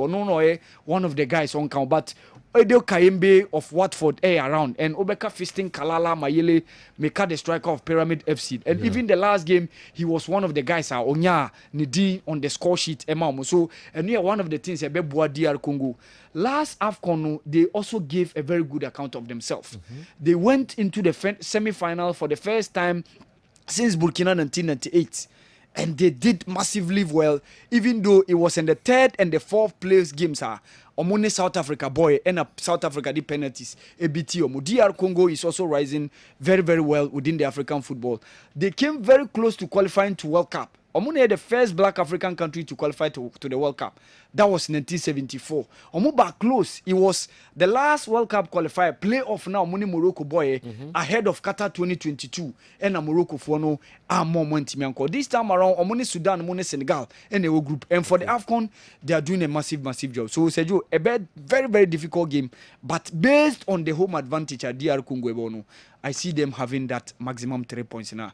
Because Burkina Faso also had a wonderful result against Senegal during the last time around. And Omobe host to Burundi in Ouagadougou. Burkina Faso also Omo rise pa. Now they are having top players. Initially Burkina player playing the Premiership. But Bertrand Traoré buy and now Dango Ouattara Monso Ababe Wurem no so Bournemouth. Oko the Bundesliga Edmond Tapsoba probably the best African defender right now Seju. Arguably Oka Africa defender or Siaka Europa. You cannot name untimi bodin and names bia without mentioning the name of Edmond Tapsoba. He's one of the pillars of Xabi Alonso team now. Last season, Omoma a very good performance in Bundesliga. And he's also doing a very good job for the Burkinabe national team. And Obesa Beka Cedric Moa Moso Esia Kain Edima FC Sheriff Tiraspol. So they also have a very decent team. And last AFCON, it was in the round of 16 and Amali. So Burkina also is also having a very good team.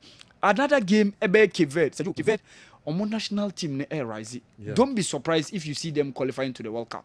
Don't be surprised. Kessben, Sergio. wow. We all saw what they did at AFCON.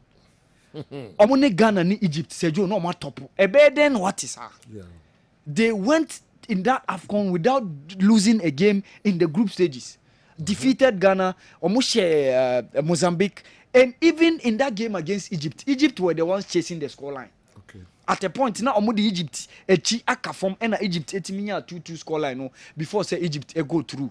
But this time around, no AFCON qualifiers about 2 games, and Omo lose against Egypt the first game no, and second game no, and Omo be win and then Omo ne Botswana ebebo in the second game and the third game of the AFCON qualifiers no. Omo team na, Ryan Mendes, formerly of Nice, Obeka Tavares, Obeka Jefferson Montero, no so Esina Kain Edema, one of the teams in MLS. So you a very decent side. Shebaby, former player of Manchester United,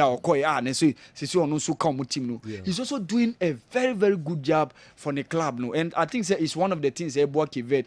Honestly, for me today against Botswana, it's likely Kessben for no ebe defeat Botswana. Game no. So Sergio, who say it's likely so much more qualify? Omo qualify World Cup amane nyawawa. Sergio, Omo FIFA Go project no Sergio, Omo di juma pa, Omo FND di Sergio. Now they have a decent standard stadium around 20-25,000 seater capacity. Omo timi hosti FIFA standard or CAF standard games Omo no. And Omo ye training pitches. FIFA Go project no di Sergio, Omo amfa ni agro. Omo ya Omo nru 1 million. Yeah. Almost 1 million, but the renaissance of how they are rising on the continent. Almost first AFCON that was 2013. It was South Africa. They topped the group. Na South Africa, not South Africa, Muwoho, na Morocco ni Angola Muwoho. They topped the group. It was in the quarterfinal. And I knew Mushia Ima Mubarak Wakasu. Eshe Omo in that 2 goals. No, they came. It was 2015 AFCON. Ewo near Koso, Equatorial Guinea. Omo koda kakra, and then around 2021, 2022 AFCON, they came back. And the last AFCON, Ewo Cote d'Ivoire, we all saw the performance the Kessben national team displayed. And Obia Ebo Mwabaso, even in that game against South Africa, they dominated. It was just unfortunate, say, Omo Koshia goalkeeper, good, Ewo penalties, and Omo penalties, they gave a very, very good account of themselves. And said, yo, omo coach, omo sa man chance, what coaching national team na che. Okay. And ono what witnessing all those transitions and what pass it through now. And I think it's one of the good things making the trick at the Kessben national team. No. So they are performing very, very well. Okay. Okoba ebe and Black Stars in there. Black technical questions and maybe Sakuchu to okay. Yes, Sergio. Ubebusa Utuado technical questions. Yeah, were technical and tactical questions. I maybe say Utuado. All right. Me one number no.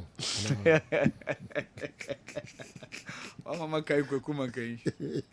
One number na nka direct. Nka I enjoy be. Okay, ana me kai kwekuma kai.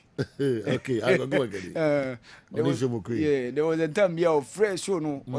I say ye ma coach no say wo ma coach no Emfre Baba Mando ni Isaac Boachimba Black Star and o ka say coach ni ti o ti onka coach no ti and o say coach the Baba Mando Isaac Boachim come Black Stars me kai da ka me kai da. Oh yes they bro ni coach ara ne wo clear yes don't kind of bro for na me kai pa and o ka say o coach no ka o tie se onka kuma ga dikasa na coach ni ti wow. Inti yebeko na also udi ni obeso udi gu otuado so no udi agunu so obetini nyina Nkramfwe, it's your turn to support the Black Stars. I hope you saw what Kumasi people have been doing all these years to support the guys. Now it's your turn. Reduce the cake. Oh. Oh, come on. It's only 20 CDs, 50 CDs, 100 CDs, and 150 CDs per. There is also no. My name is Oboy Jado, you know. A worker mention on the way free, and so every I greet Marie Jata. My name, okay, Oboy, any kind of you know, Atu Ega. Next time, here now I'm Diwachi, Namanko, Kanzimbia, and so El Hajo, please, Kessben TV has disappeared from the digital channel TV to kindly help us to restore it.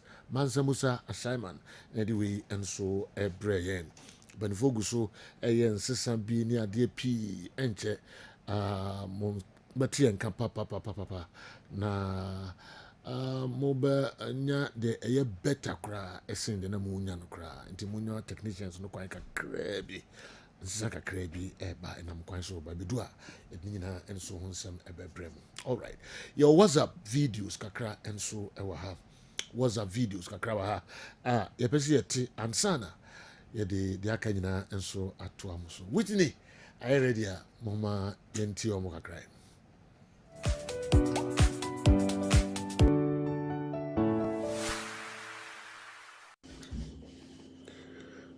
Good morning, Sir Joe. And I pay me share on Juma for him. In fact, enjoying Juma Moying. I may call night and see. Normally, I'm to a program, and me night and I me concentrate on the program. It's a fan code. In fact, I like him. I just like him. Or not you mood up. In fact, be obey be as resemo a fan and massimo the work be. In fact, I like him. But so you this morning I'm say kotoko your supporters na me pesa me kaka crash wrong. So you kotoko supporters no it's hard time your more motias you say. We worship the team, we don't support the team. The BI kotoko your problem a war, you lose most of our matches. So over here kotoko match up. If anything, in fact, you have to folk, you most of your rivals, no, even the time when I was good, done a nice one. Say, kotoko was nice good in your face, go and I say, Bibisa, na kotoko supporters, no, na omadampo. Ebasa pe na the other opponent no adominate sa na hatu from the winnie kotoko I say ye challenge ye say nye bibia fofo sa etomre bia yen support team no e ye bibia mu this can I invest a lot e with the club mu all he need from us is the support. Sergio, good morning. If I make Jimmy Boate to do not from a bounty killer because I feel as anti achievable. Sergio, blaster na me tunkra mo say strong and then the mon try some big deliver mine seriously mati yakuma chedo e bia yo ya sa eti the way the other time na Kate Kriku ni omo kasa no I was very happy. I was very impressed with the speech of the man because I mean it's becoming too much. And that year, Nyamia Daroma, and Kofui, or Marco CC pitch in the camera, and your crowd with better than the Newcomasi. It's that year, or mon try as much as possible, so you beat me. A winning game, we are now you want to I mean, you ya, and ya dos. It's an a good picture, they should deliver. That's what I'm talking about. So you, but that's the money Yamia. Yes, Sergio, good morning. And I'll pay the barrels in which you are near your phone. Sergio, Kakram Pesa Mechanism on Kotoko. Your management, no, your best, and your more yet supporters, no. Sebi and Treni farmer supporters. Your best dropping so into management, no, a check or more yard, your bet, or more side by you, Honma Sergio, and Koyi. Communication side dear Sergio and Koyi farmer supporters. Into your best room, see our Kotoko team here permanent management. Say beya near me a cost swing na Sergio Senka management permanent to honor my or more put near my impresa and can near cost on Kaba now and Kamabe can be judge supporters. So on Sergio Nyagana Hankwana supporters will do a US honor Mokobo match no or more fit him no. More na person co hate him no never near my bassa or more ye. Eddie Aquaco match now and yet fair. Good morning, Sergio. Mustoni was some of newer boy. We the Madon Check Academy support program about Ghana Blaster. Yeah, I'm the Monte Jacono. Now they have say Ghana Sebi, yeah, football association for playing for any leadership no mudi or man any as a football nation. Like how are omututi legends no it's not good and yet my legends. I don't know ekahona yeah football like society no. How are your retired players no like to assume my team phone because I can't be a legend. I say okwa some view. Say nano Iniesta retire. Obia this like odo at the can homa bibia edimu. But they as a mojan. Fede muntalimu. Fede now cry Andrea you the ever say no. And you fit. Sano more football. Ni part cry say o free mu a o di free mu nti o nimdie bi obotum di ama nkwara kra onfa mu na team no tesan sadness mo hwe no kama sem yi pa me dama se pa na me boss say o chia o say yo me boss o so ta hwe o Kessben to respect senior man go no size Kessben sport you are the best no size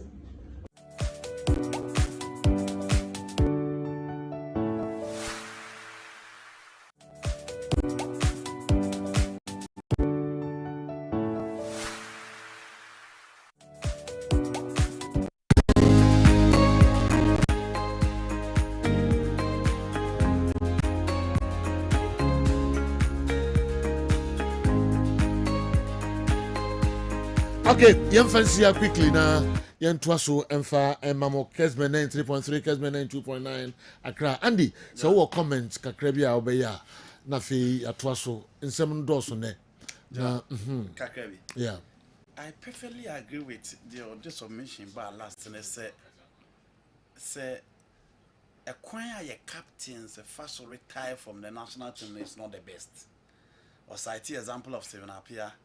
Or cite example of BBJ Tasamojan and Oka and Didadu. Do you know elsewhere players are more performing at that level for their respective national teams, or your national heroes. You worship them, you adore them. Say, omo retire in Pempi, you know, a type of ceremonial match at Hadija Omukwine. A BSC Bebre. I had a chance of watching Equine Luis Nazaro de Lima first retire from Brazil. And in that game, Omo didn't buy a man in 9JC or Bobby. They were all craving for him to score in that particular game. But unfortunately, when Tinyanche, Satam Crado Emre. And you know, Omunja the confessor.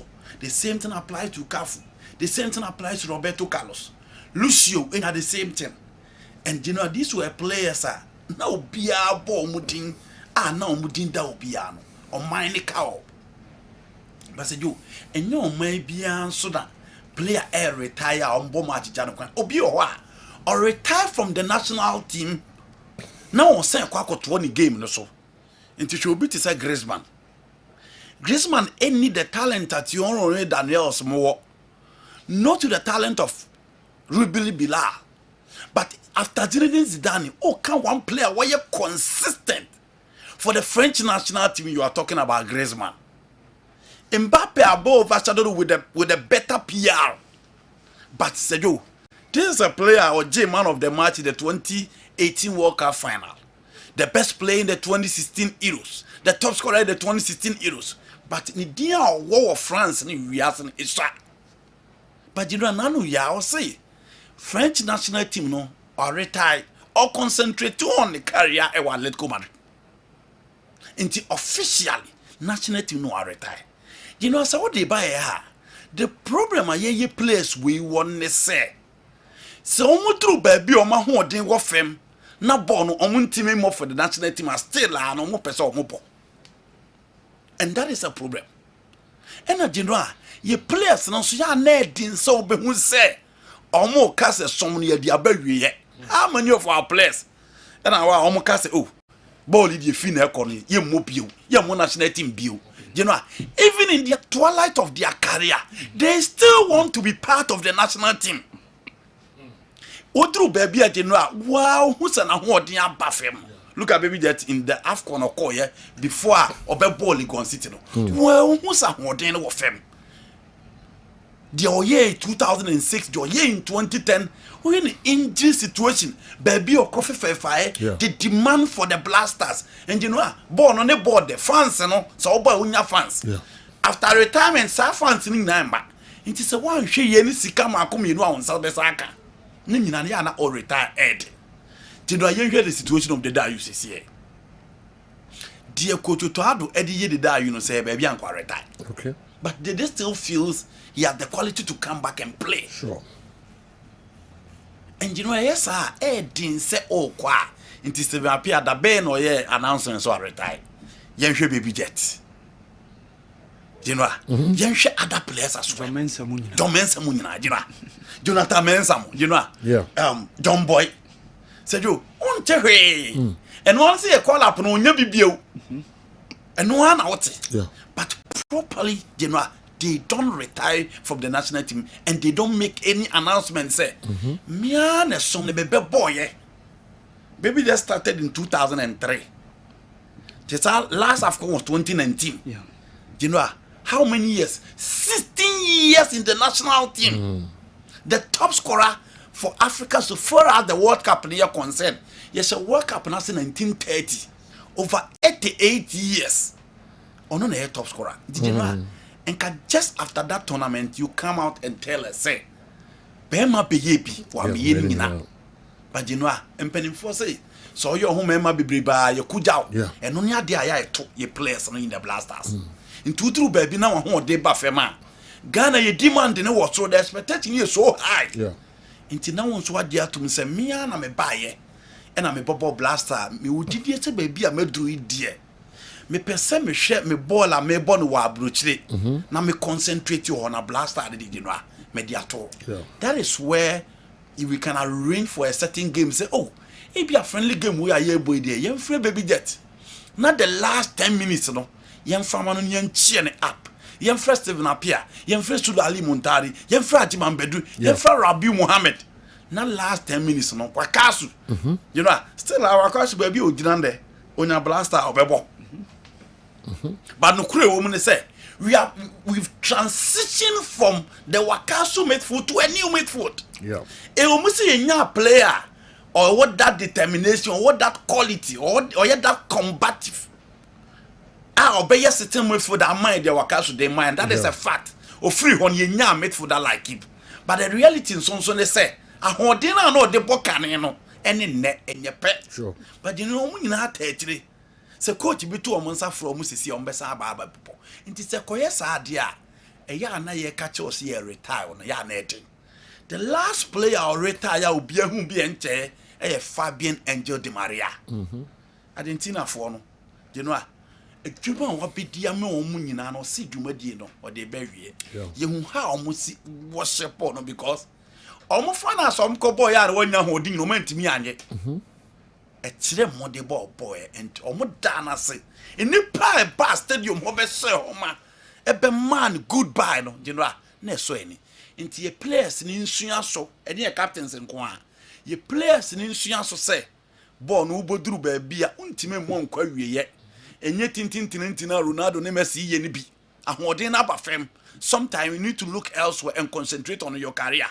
Or the national team football ni be ya you know boni bien so obo national team for 10 years for 16 years for 18 years for just 5 years kwana you know o de so ni be ya boni bien but ye ha no ye players na yesa nti yesa ya na edin say you know obi nkantra o national team no mobile na wo mo akwa friend say every time sa didn't mean see nti in as much as we can blame certain people you know the leaders and the players that we talking about you know omo deserve to be blamed because so be calling a day.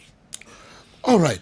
Yeah, bye messages kakra bye na fi ya be fa kakra enso de amamo WhatsApp videos kakra enso ho sanso na Newton Latte marriage ata be Black Stars team no na fi o di Sudan de kakra enso aka ho ba mama min call Dr. Dawood ho na me ni nkomo kakra bi and yes any pogu na chi papa enya sam ketwa kra na fi ye metwa so emfa mamo your nipapi at the number 05515999933 05515999933 Dr.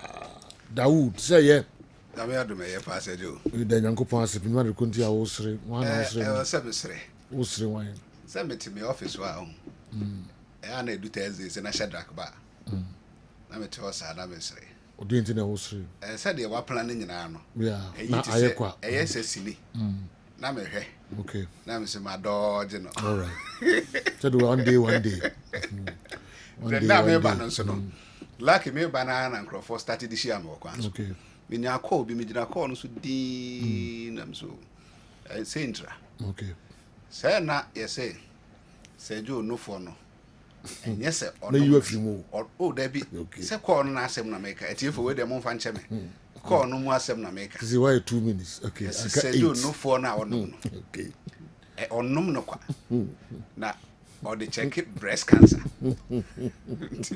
Mrs. also Nadia Mrs. also say I know yeah breast cancer video bi na me Sunday wo no wo hwe say asofo no for 824 me Sunday wo hwe o sa himfo yes or no wo hwe me hu okay asofo tufo in the crowd they say Bible crowd support Leviticus so ko kan ho a say wo kuma boa na wo de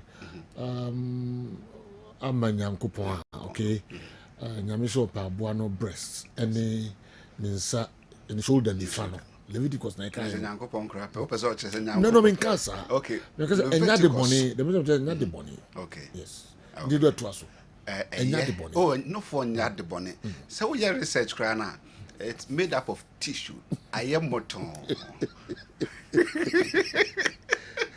no patience no more na marry papa no for now o de yanko mi enti o Daud Heba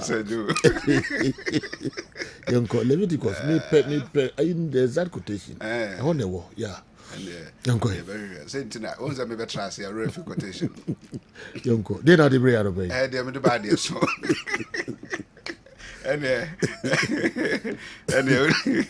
unim obrani atuata edua ngura bi yes ngura the friend is Sida acuta okay na edura oba efa yefunu a na akakakra na wawo no kane no na nanom de ma no sa yeah na ema wonum awo mre so okwa awo so asesi ya na wawo na na haban no nso no nko a no be ma ne nkwamwa no wo fom no yeah se ohata na ewo no de gu cap no de shohie gu ho na onom na abre bia te se de oil leptin no onom no sa abre bia so a eno so eboa no e ma ne nkwamwa no ejina yie na onom no fo na se ko ba se wantimi anya adwuma nso a eno so yo how ntina me de we eta quotation na chiama na no for no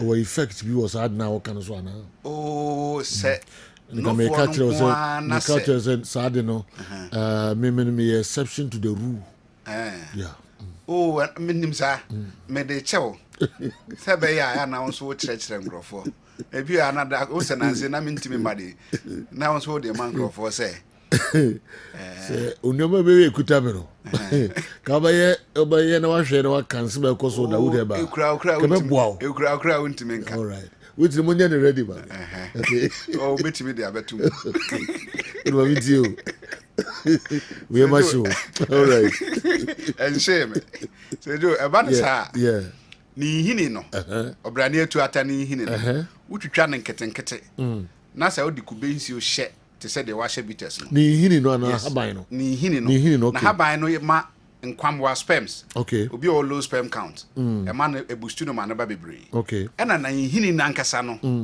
eno na wo hye ne se bitters na wo no mu a 180 degrees wow and there a peja na peja I see yes odi kubensu na hye odi kubensu na hye sisi kwa se nsu ato 20 ni tu no nyade wani tu no be din still nsu to ide utu anyade ore o pa mebra obi okay mebra obi now TV so now they are chire nkrofo ana me man no who see the city keke me man ndo so kakra na no for TV keke for TV keke me who see the city can you so me who be that me yitia ba akokra ma wa no problem but me who see the city me man ndo so se be ya we nsu no say o flash ye efe o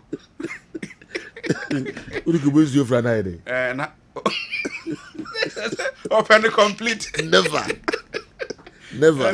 What you are now sipping and kakran. Okay. Said they asked the woman, she owns a cap and Susan. Yeah. Ushigum kakra, one. Basa, we are Bemamo. Yeah, okay. Now, no phenomenal, a pay. Okay. Yes. Any problem? You don't go. Say, Joe, see, I would have a hospital. Yeah. And men, you know, say, a pigeon. A bear, who pass a bema. What ware we now only Obanatna. Ma wo man every much I war. Na Obana say, a sound obeyment with Jaware. And to quan Simon Temu, Emobie. Mans will be any Muntemu. But Obana say, our no intimate worry view. A bush be son or saying your so on our intimate worry view. So your own say, I hope. Ubecom none a bema, a theatre for my intimate pija. I see. Obano so who say, Sabe, still another so what tinker. Until I was so to me a day. In any year, a free bearman. Okay. Bearman also to one, a shano, untimenka.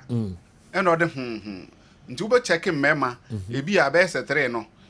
Especially more movie and a drew bears 50 air corner. Yeah. Which I could 3 hours, which many move 2 bones or move BPDB or so. Yeah. Or said them no. Near you know about them one and the immersion. Oh. None the pressure, oh. And na Dawood have a hospital, yeah, say. Beman 100 years, Crana, Umuya. Yabemana Peja. Sure. 100 years, not Umuya. Ebe Peja. Make a Burkina Faso, say do. Make a Toako Krabi. When 112 years.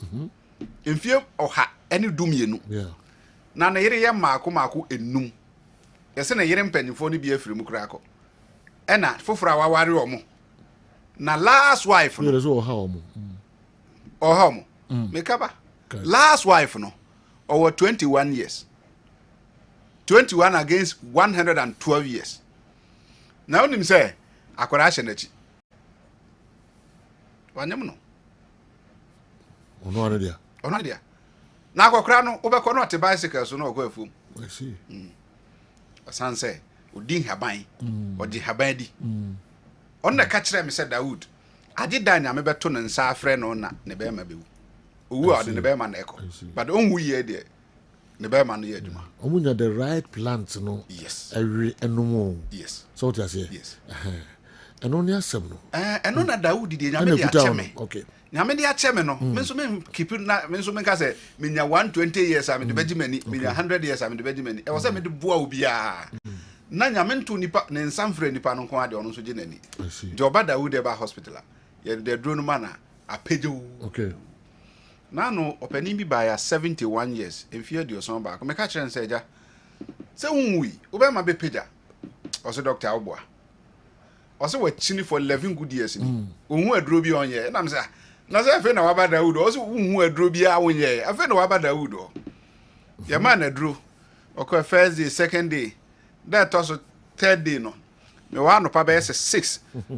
Na ofre. Nti call no ba me pick na me se mpacho hwan ni. I say, "Hey doctor, why are you?" Na me say, "Ja hwan ni?" I say, "Me na me ba 71 years a me catch her say, "Obo na me chine ma ye duro bia me be me mpagya no." O so da hwa ahomache. Na Junso ayese Junso de no. Na o sori akọjunso oti nani a ne be ma pagya gina so. No say ampa Dawood ka say pagya o. Ampa pagya. Wow. Say jonti en found it to be a bear man drew. Okay. Or bank one day a man drew a picture.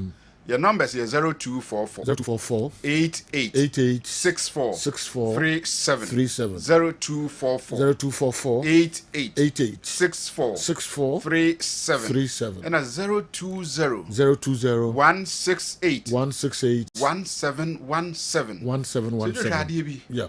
On the answer na bear man so na bear man better from no free. Okay. Yade a ye friend Koko. Say ya hye no so pa ye toto rectum no. Say be ma no page gina so say ya. Ye ka ye to no dwuma abon say aye say. I see. Ye ka dwuma na aye say. Na ye be ma na nkasa no e start free ye to po no ho. E ho na hye ase free. Ntintina hodo no nyina ba ye toto kro no. Nti ko ba say Koko free be ma bia na to. Na odi ho agro e uma na apai na okọ agyanan so na ohunu moja. Be ma bi wo ho so ane den say okọ agyanan so ana ne to no na aworo aba. Okay. E de sa na moja e pram no. Ebeduru baabi no bon se ne bema no se peja ana peja gina so no bra okọ oba na ho na no ne yam hye no na ne yam hye na na adwo ye se kadwa adwo so ho nti bema no koko etimi wie sa de no nti se ye pese ye ma aduro ma bema no wie payo a ye ma na aduro ma no de tua na correct no totokro no na mu aye den nti pege gina so a etimi sustain no okay the toss bi yo bema wanya mojamroso hypertension na bema wanya asichire yade diabetes the tie bia no ekwa animu ade chia de say me yade a ne mojamroso me yade a ne bp me yade a ne sugar o e de sa bo se ne bema no say pege no mu ana isi na sa kofom e be duru ba bi bo hu se odunso kra na nam na ho entimi mpedi akra oba the dikan e bema na duru a e be ma pressure no ana say bp no aye stable stable wi a near the memedro na wo no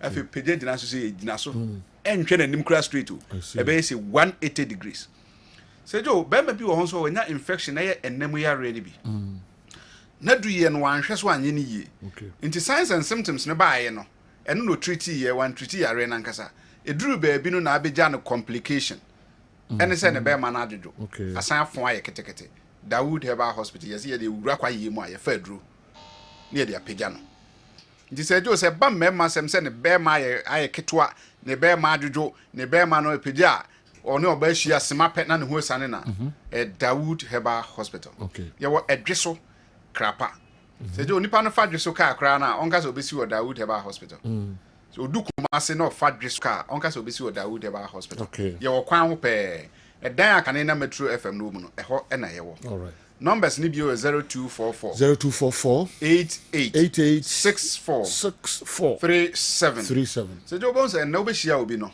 onama na ne sisi na achia obehia obi no o se entine ewo ne to asese e ko ne nan kokomu no otimi nante na atwe ne wi na okotu ahwe ye no ye wo aduru a ye de manipa na acha 3 days all right na sa de na jai se jo ye obi wo hon so akokete so otimi dwunso 30 times ansa na ade ache wow unza ya rehopa 30 times can that be true yes bebre manim bebre opa one day memo abetna me chair for just 1 hour no not impana no asanso nani yesa ekuma na dwunso de no na onim dwunso no so no emma bebre o kiti bi pay now de asi ho no enye ma 30 times no kra enye ma wow kakra bi one for yare o nkrofo yare se jo obi wo ho a ono so dwunso na e ba onhuru imagine say obi afo trotro no say obesi oforukrom o si for man say dwunso ba se jo e areho wow Dawood Herbal Hospital yes nipa no ba ye ne to aduro so asa de ne bejai na obi won so adwunso no ochema ema okay obechema adwunso no ma oba Dawood Herbal Hospital ye ne to aduro so adwunso no be ba say I see wow on say obi nso ne de ne say say odwunso a dwunso no be ba kama ba dwunso na chire na moja edi achire okay obi won so a moja na chire kura no na nsuo troka bi te say milk na eba so wo sa atibie no mu a oba Dawood Herbal Hospital insha Allah enye metumi ba na metumi nti se jo ye ne to aduro so adwunso no ebe flow kama moja na eba no ebe jai okay dwunso ntai obi ya ase odwunso dwunso otise dwunso de no wa ko gina wo so odwunso wa dwunso fine ofisa wa dwunso awie o share na tare na still an dwunso no bi akem na say likiba yes nipa bebre wo sa atibie no eno so oba Dawood Herbal Hospital e ne to aduro so abreti obi also doctor ejayo dwunso no timi fro kama ye wo dweso krapa bia kane na Metro FM no 0244 88 64 37 0244 88 64 37 se jo so penofo dabi say wa quote Bible no. I'm watching you live. Greetings to you and your panel. I laugh, die, you and Dr. Dawood anytime. I'm watching you live. Please, Joe, are you aware that I'm the best admirer of breasts in our part of the world? It's so nice. Don't ever joke with it. But the May can be, and it's this month is breast month, and breast cancer month. What? Okay. So General, I dedicate this month to me. Wow. Badu, Yabua, Enrico 4141. Dio Sefi dadeɛ so. Sefi dadeɛ so. Doma Hinkro. Yes. Me kura me refi. Okay. Ɔsi na adwuma no na ɔpɛkyɛ obiara wɔ wiase. Na yɛn dedicated this month no Emma. When you one team member. Ɔno ana sɛ ɔkyɛn obiara. Ɔkyɛn obiara. So no. Man you went free so na kyɛ sɛ ɛbɛ ha dwen pa. Edi Eriko yɛ dedicated saa month nyinaa ɛde ma wo. Doma Hinkro ɛna ofida bia meka. Yes. Okay. Also show live. Okay. Na te see ano. We tie no for program na akra ma wa wo be ma. Okay. Nice one. Yes, also we follow wa obeka team no. Wa wo be ma. Nice one. Sorry. Pray. All right. Dr. Daoud and Amotin and Kano. Nipa Brace Mammy so na sorry ko. All right. Move friend numbers no. Mr. Yadia who do be one moso kakrebi and a boss. What your friend no? Apart from any Yadia. Any Yari and Kwani and so okay. But Yari and Pan de Bibian. Inshallah, and yami to me. But yami to me yet neto droswa. Abaka said Daoud. Okay. Ayaresa Abba.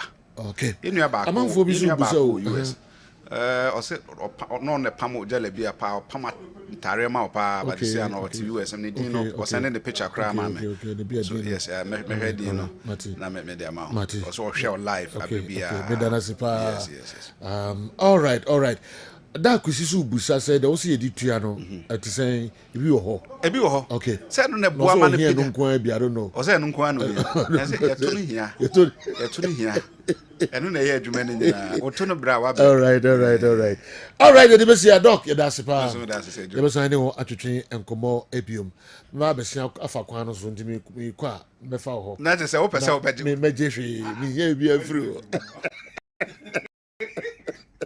All right. You met also the about Kessben television, Kessben 3.3, Kessben 2.9 Accra. I say, Yan Twaso, and Newton Latte, Marijata, and the Nediano Bebre. Sasso na Kwame Mickey, and so I ready. Or the local stories, no, and so a Bebre Yang. My name's a Newton Latte, Marijata, I ready. And quickly, Mamin Kono, na Yen Shed or the brain, free the camp of the Black Stars. And Nafi or the Sudan, you know, and so kakra ebekam. Okay. So new and you're ready. I'm say or can you ma abweni say which me bibia and so a brain live. And so waha. Now kwa Mickey. Mr. Robert Transin for local stories no a brain. Unye Newton I set. I just saw the benjinano which me a brain. My interior, then the brain away. Bibi I find there. Bibi I come up. Leviticus no on baby cro. Me nyan hu ye. The casafa no for. En terms me hu. I don't open no for. Me de nanka me kutu ama no. Doctor na me dey sa quotation ni ma no. Ono so ugina no fa won adwene fa no for. Yeah, so what general and I yes to African Cup of Nations no yeah bomb matches awudo ye betimi teams awudo betima qualify for the African Cup of Nations because so our Morocco and the games ni be bebaso including Ghana Black Stars ye ni Sudan and the bebo ahead of game ye ni Sudan bebo and 4 p.m. our Accra Sports Stadium Sudan for ebedru enra amomu kopie mu Accra Sports Stadium ekoye training ahead of game on Bobo Shannon so mandatory training na awosom ye Accra Sports Stadium omu kopie mu Accra Sports Stadium ekoye training ansa na training because no James Kwesi Apia osi pitch de so ekohwe pitch no sede na esi tie ya ka pitch no nsem bebre no osi pitch de so kohwe pitch no sede esi tie ansa na the team Sudan national team no enso eye training ewo eye Accra Sports Stadium proud to train no dia Ignatius Ofoso na assistant coach o conceptual shemu ase ne nsem bebre ekotu dwa e de fa Ghana akansi a ye bababo no ho we ye bra eye Kwesi Apia o si park ne so na onam so a ohwe eye pitch no sedie sese no yetimi aye amana ba bedru obeka ya Ghana ye pitch no ho nsem bebre aba na ye James Kwesi Apia head coach edema ye Sudan national team no na assistant coach no wo mo akwa koduru na assistant backroom staffs no akwa koduru a o hwe team no enso ye training ewo ye pitch ne so timi ka say Sudan team no enso ye training ewo pitch ne so abra wo mo prepare towards ye Ghana game a ebeba so and 4 p.m. ewo Accra Sports Stadium Sudan and Ghana ne bebo Ignatius Osefosu on assistant coach at the team no okopie mo sem twefo nhie mu wose group no a group more din papa because no omu Sudan no o ma qualify o ma di African Cup da sanso na Ghana and so etimi agibida wose pressure bi ani omu so ahead of omene Ghana game no Ignatius Osefosu. The group we are with Sudan is with Ghana. Ghana is the biggest team. After that is Sudan, because Sudan has also won the AFCON once. Did you know that? Yeah. So Sudan is a big team, and so if there are big teams in a team in a pot, it means that we are able to also conquer them. But at the end of the day, as I always say, it is the heart of these people and the brain of Kwasi Appiah that is doing the trick, nothing more. Work under pressure. So you are even under pressure now. This just Osefosu then someone would do two ahead of Ghana game no more. Was also kasa also me PM Ghana. Bibia okay the mom, but bia meko biano ya inkofo the mom so mo hwe mo so bibia konka ne mom baby o me mom so munye training no pitch no and ogitum say sa pitch ne de enye. Mainly we will play mainly on AstroTurf. So we are of the firm belief that we are going to have some. I think it has not been bad. It's been good. The only problem is the training pitch for us. Not good like that, but we take it like that. But apart from that, the liaison officer Kwamboache has been fantastic, helping us with everything we need to facilitate our stay here. We are grateful to you guys. We are grateful to you guys. Ignatius Osefosu Nesema wadi two jano na fedie okasa de fa pitch no we are proud to answer na team no be kwakwa training our pitch ne so wose pitch o me mom ye training wo so de se no number boss pitch ni bi our Accra Sports Stadium there game ne be awful because pitch no enye. We will play mainly on AstroTurf. So we are of the firm belief that we are going to have some a training facility that will mimic the one at the Accra Sports Stadium. We have not been at the Accra Sports Stadium yet, so we don't know how the pitch looks like. But of course, what they gave us at St. Thomas. At the St. Thomas there for us was not too good enough. And so, as it were, we are now trying to see how this pitch will be and how we will, like as it were, manage the game. But as it stands now for us, if we are likely to meet the pitch at Kwanas here, at the Accra Sports Stadium, I think we are going to see some awful football. Ignatius Osefosu Nensama Odua or the two Jawans and Chopon Shemunasono was also Kasa de found some qualification there. Umuya, so some qualify at the African Cup of Nations. No, I'm not an emotional human being. I'm not an emotional human being. Mission, as in the mission is to qualify for the AFCON, and it's only unfortunate that we have Ghana as our next opponent. But for us, we just want to qualify. And for us, any team that comes our way, we try to do the job and qualify. So it's not about beating Ghana for the first time or beating, but there's first time to everything. We had never beaten Mauritania. We beat them for the first time. So everything is possible. But for us, what is in the game will surely come, and what will happen will happen.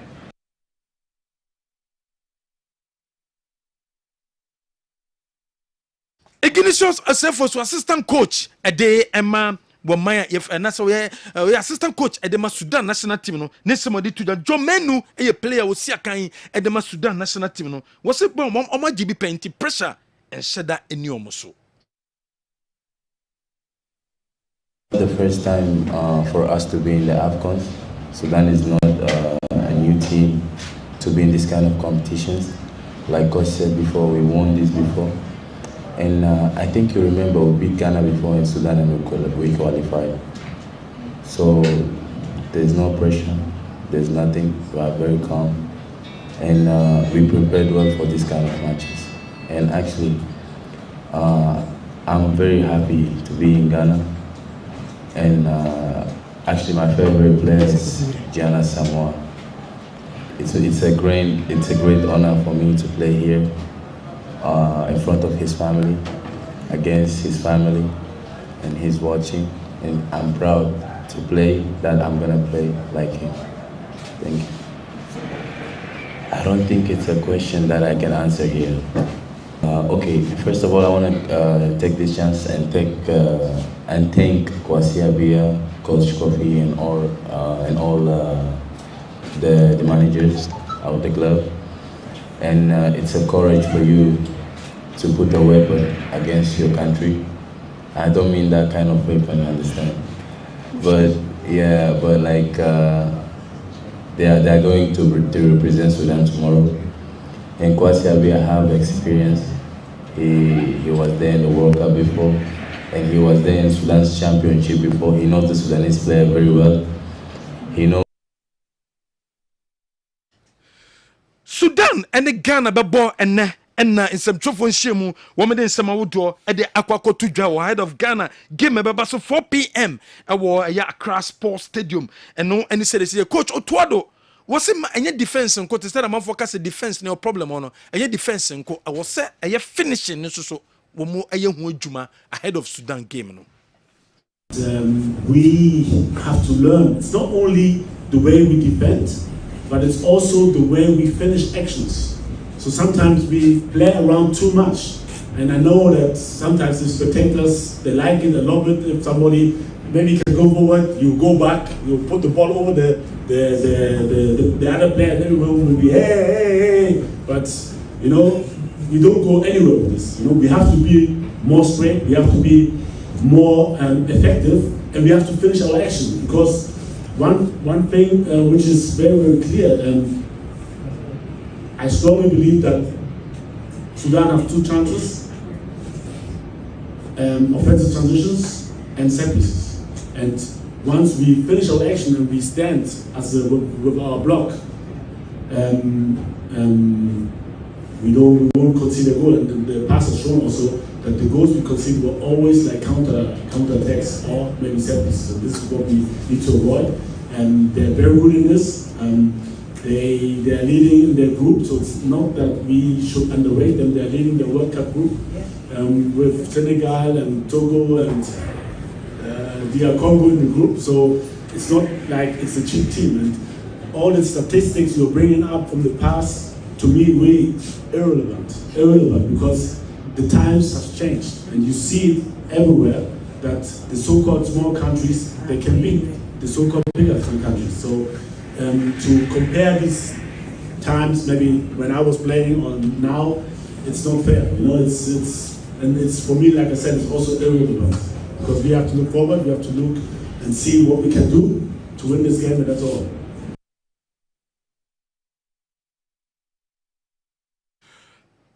Where is some coach Otuado, the senior national team coach, what they atuja.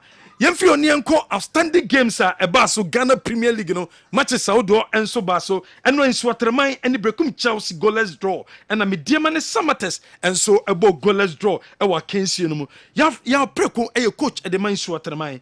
Okay, say, was say a ball on a year Brekum Chelsea boy, no me, my James or Mobano, or me victory in the day free war a day ako. We played against a team that the purpose you could see from the whistle go, their purpose is to come and get a point, which a local derby, when you get it, is good for you. We saw the way they were, and you could see we trying, you know, our patterns, especially in the fair. We played into their hands. We were going long, but it didn't work out for us. And then we spoke to the boys. You know, let's go back to the way, you know, how we play.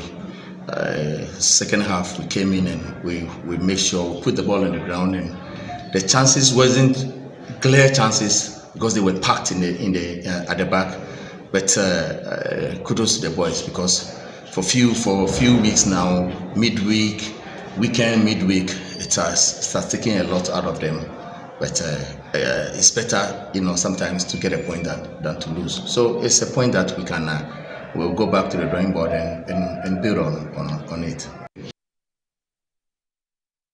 Yaproko a coach at the main so atramine or the some way edit to the Sasu Kasai at the fans no was it time a match and of course no who a so atramine fans but no many a brekum Chelsea fans in a cabo chese a local derby pa Came in their numbers. You know, it was a local derby.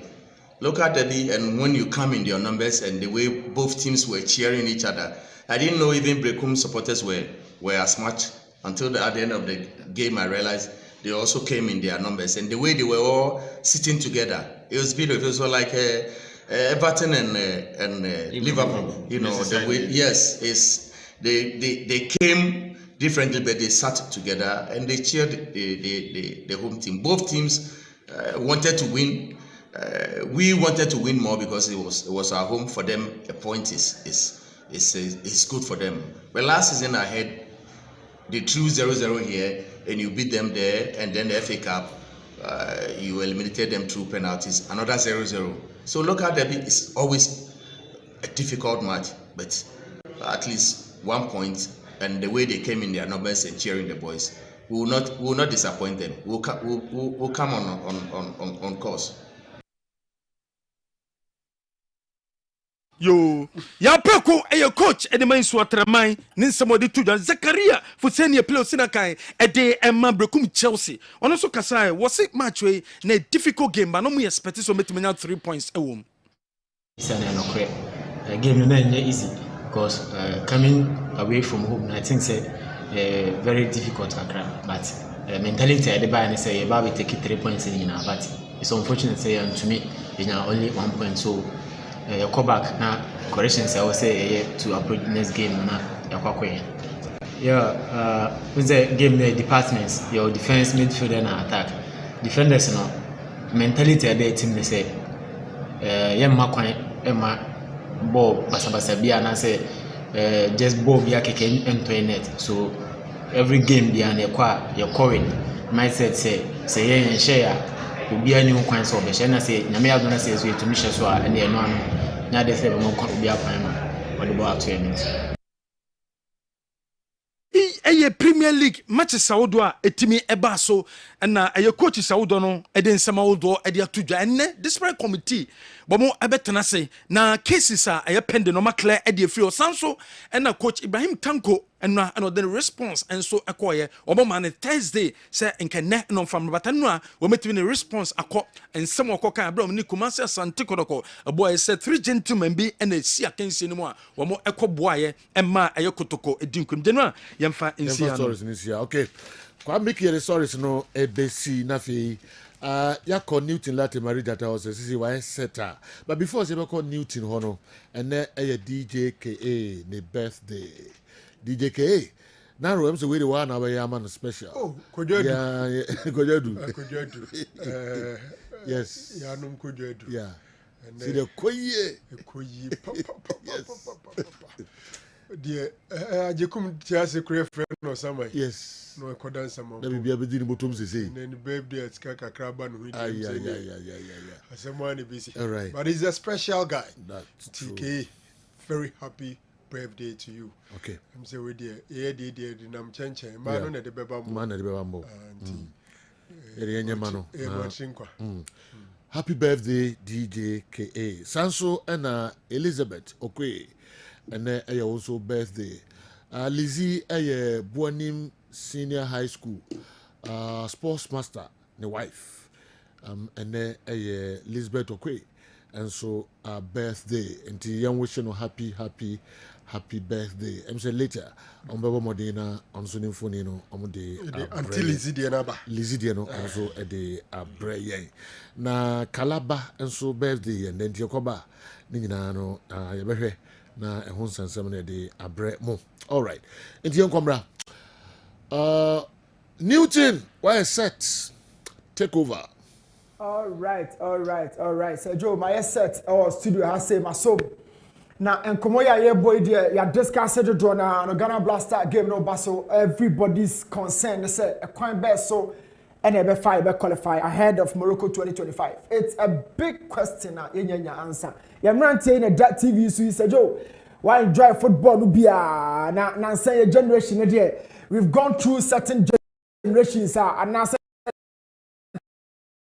transitions Ubehu said the day as the captain Edmona Dokran and saying to me Emma I can't think and say to me Salisu and Salisu I'm at the Jacona Honor no Barbara Man Tete Baba Idrisu Kamaldin Sulebana so squad now go through a lot of transitions Nina no a squad a bema the finest purity in terms of teamwork yensa enyankan and then ye game aye bono ye face ye ankasa ye dish in coach Kwesi Appiah on the Sudan national team no now coach on share yet to say a dear na wo analyze the afa squad no ho ene de wo ka kire first of all o share manager Otuado de metimi aka say afa no ho ne say why a very very adaptive coach mekasa adaptive coach chese ono ankasa no oni the methods wa build the implanting in the squad because two spells ni na no enche e don't make us Otuado about possessive football and answer about direct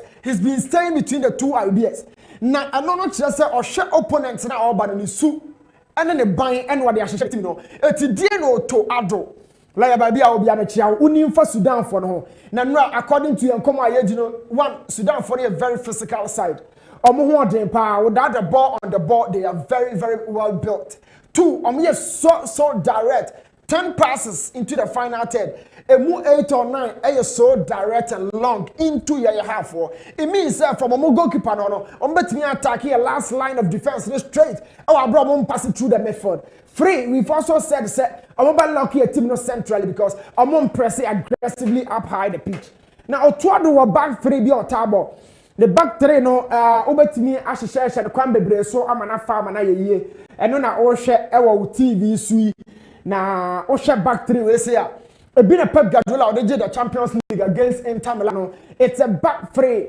obetimi asaso convert it into a back four with a lone pivot now o hwe the ewo TV so dia mama highlight the be na odane back four no entro na who say Otuado very much adapts to the position. So Thomas Partey na back four na back four. We Thomas is it's a typical back three made up of defenders. And we share the Ketwabia. But this is Thomas Ginano. One thing that we can also say here, they say, I'm close to Thomas centrally. They are keeping hold of Thomas. So either as a possession over who you 70%, you 60%, you 7%. Yet who break percentages in the down. Defenders in the goalkeepers on the board. We don't really sustain the ball in the final third. It's a possession, don't draw now a defense or Thomas and you're close. He's one of the players in my back four, no back four, but you're close. So how do we then go? At this point, let's start to do a change the second phase of your build up and say, "Yako, Bonembra, and I say Emma." So, we go through the longer balls, especially your closest central zone. Now, question me, Busa say, "Yako long, what do we sustain the ball? Do we create certain chances out of the long balls? Who picks up the second ball? And how do we deal with such situations?" And for the second time, Thomas na who say ya close no na enye Thomas so na eye ne partner na at this point na ya close central figure obeje ball no de akono chief question ba kwa ye bisa say eni na Thomas Partey or him fan because in finfin de malifo no o ma fan finfin no na aba be do say ye beko na me hwehwe Thomas no ma hu so no so aba akire so o hwe Thomas nchen ya ye onipa miensa na twa mo hye say but nipa miensa no na be finfin you have the back four and crofo no say second year it's a lot so called long ball my near so ball no it's been the trick of many of our positions you know mo omo yere midfielders no ba ko anam yenu ni no mutimi form e ba sa na ball ni kura ye auto ado have you seen this have you observed this and what are you doing because ene Sudan for infinity omo ma ye betwa mu nko they will stay on our two players the ball say no midfielder na drop here but deep abeboa back three no okrekra ball no Thomas na obakaso is most confident in keeping the ball no or na call long ball no na when na beje Gideon Mensah lateral no enunti na e back three no so I am asking say how do we build out if we are close centrally number 2 how do we sustain the long balls and direct balls if it happens to say opponent force to go long and direct na import the hard journey says Joe it to be a opponent in a long ball na yabono or no answer no they have chance quickly just as you saw moments ago you build it out to the but ball na we considered a chance and later made a foul and a dangerous. I mean, watch that save from Atizigi. Born Krano and Charlie Jikuru and a Koya Esaba. And it's been really reoccurring in our teams now. Or the ball na ball that didn't know. Hoping say kwa bedam na kwa dem na catch you so on free yard na onko or cut up or do we sustain the ball? Who keeps hold of that ball? And sana lateral sana as a wing backs and support. And you know, these are some of the problems we've gone through. Our teams AFCON qualifies yeah, but now a bunny say no. Sometimes we even pick up the second ball. Now your first second ball now you struggle pan sana. Ball you media kwa could do the final 10, especially some opponents in Obia or the elements of defending the are placing more bodies behind the ball. And my penetration is so very, very difficult because pockets in the yanketing pockets in yanketing and a kudus, you know, one not for more the fouls, you know, a sako kudus so. Patedia, a bassa or yet consayana on tiny baby or per combo no or per say what the amano are judging, but kudus in a tire more takons. It's Yabusa say against Mali, you saw some of the long balls that were not so fruitful in the final 10. And against Angola, you are seeing it. Jordan, you never hold the ball in the final 10. To say the Giroud, Lukaku, you they possess that physical attribute to keep the ball before other members would join them in the final 10. Are we talking about antenna? Some of you say, or attribute be a born your bonus through the manual, or bet me a hold your mama, Makano Abba, or by a DD one top for born, mammy. Do we have Brendan Thomas Asante in that regard? In Nike Williams there up space, so really on time called challenge be crowd. But my key point is that they'll be holding us just as they've done here.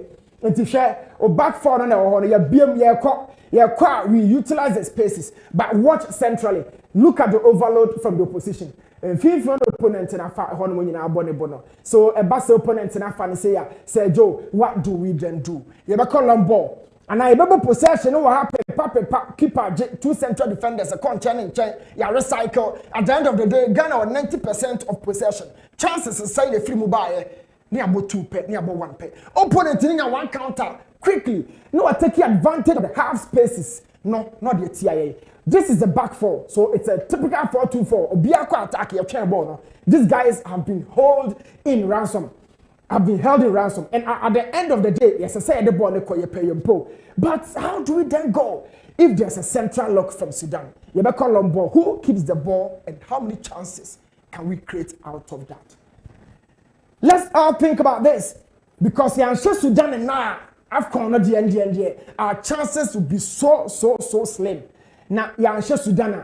Pressure bebo to others so say it's Ghana there you say you're free next year no you're free semis you're free quarter you're free round of 16 group stage after they show up empty no you can say na opponent no so you na so be long balls into your half a crime be no na tutia o cause zones will be a ho chire pa but a another zone yeah na what you flourish you're so much successful in that regard so you share say omobo no kwa central defenders no ho a jiku ne salisi ho dia how they champion for pa how they ntumi ye ntwampa mo nyina wiema ko sade be kye beba say central defenders no ko adia we dominate in aerial duels and it shows say these guys are duelists in terms of the challenges and tussles ayana eba say deal with long balls central mo ntumi ye but a kwan for bi wo ho a eba dey say omuto hwe keeper nensa communication in football comes in variety of forms.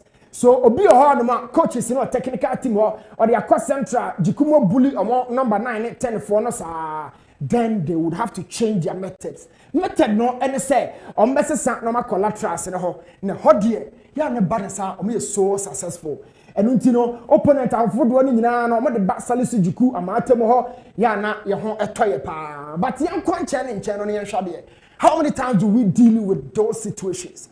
Na kwamba so ene fa so wini ball no so Mali fo na ene o moboy e mane confuse you ye ne red jersey no Mali fo no ene ye show 2-1 e wo away no enche kra na o go back no ena e ka asem bi kire me a e sa ma me come chi ko hwe games no they kept the ball e kwan ye no so ye fire concede number 1 e kwan fa so concede no say Joe your attackers no they don't put pressure on the opposition.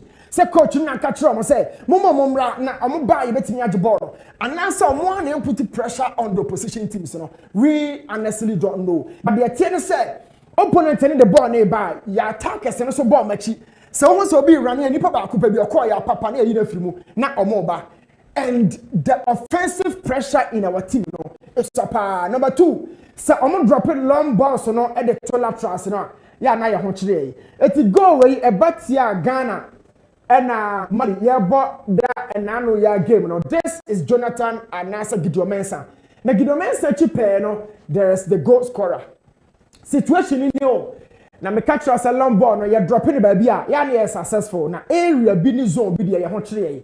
So when the ball was hooved into this zone, it came to a situation and necessarily soon air ball no and yet jiku na air ball no and yamate it's a certain Gideon Mensah and a horn a defensive weakness apart from top now yamma pressure the yamma ball ne bano this zone and then that zone I consider a lot of numbers now it told ya ho kire it share Gideon Mensah the share situation no but how he was bullied by Koita and son about the Baba Tonet no and I'm saying now quickly say Joe man come and chin share your games in ayabono how many balls in opponents and drop it to laterals and what you team dealing with so share Obuli Gideon Mensah first of all he was the first person in the air won the ball had the connection in the box and then I will show you it's a bully Salisu to say young bully Jiku say by your laterals and it's so characteristic of fullbacks Georgia Bamo Tia Daniel Vesmo, you know, Kapumina, no monya attention for laterals and Americanity, they are naturally devoid of height. And you know, Unya baby, Unya baby. Laterals and TNT aerially don't really dominate. A 2 opponent for Natana who say, Gideon that from now, Yanchi, you're bullying by virtue of that long ball. And a Gideon that from now, open the pay and say, by Yansha. You feel my game, how our fullbacks deal with such situations. Now, I'm in Hong Kong, I am no more person. Now, okay, a fullbacks in our bomb, and Nipa will to me no more a day for so cramming cancer. A lady said, on what we cost the power now, tough for more now, sorry. Very, very agile and ultimately, you know, even though the win rate was sort of saying, or more canning your laterals, you know. Now there was something here. It's a haku here. Me born about super. And Crawford wiki. Tariq Lamptey height 1.63. Now I want to the born echo. Didn't know more yes sir. So Oshaya Isahaku was the first person. When we converted from the 4-4-2 without the ball, and then I will show 2 strikers in the middle four in here. Now middle four no the one wider right channel no. Isahaku I will protect Tariq Lamptey. It to share. Imagine set Tariq and air ball, it would have been 1-on-1. You're bullying out to form that. But Isahaku said, say, I am here to guard you, brother. And there was a situation, Tariq anchor air ball. Now, Ali do your bully fasono. Gideon Mensah your bully fasono. Tariq is about 1.63. Factually, it's a bully. So he went for the second ball after set. Isahaku no about aerially about dealing with the situation and other opponents have continued in that same pattern say Ghana 4 and 5 for now strong very very towering and say the ball on basis see number 9 for no and he caught fullbacks and so they are fighting for the second balls in the channels quick counter then pack so watch this Isahaku asaba and I'm saying no you recycle ball on the koso and I'm also adding koso no Otto Addo has to deal with this against Sudan because Sudan for no counter say no more counter say so they will be going in the wider channels against and area. Now my key point and I say Otto, have you been observing this?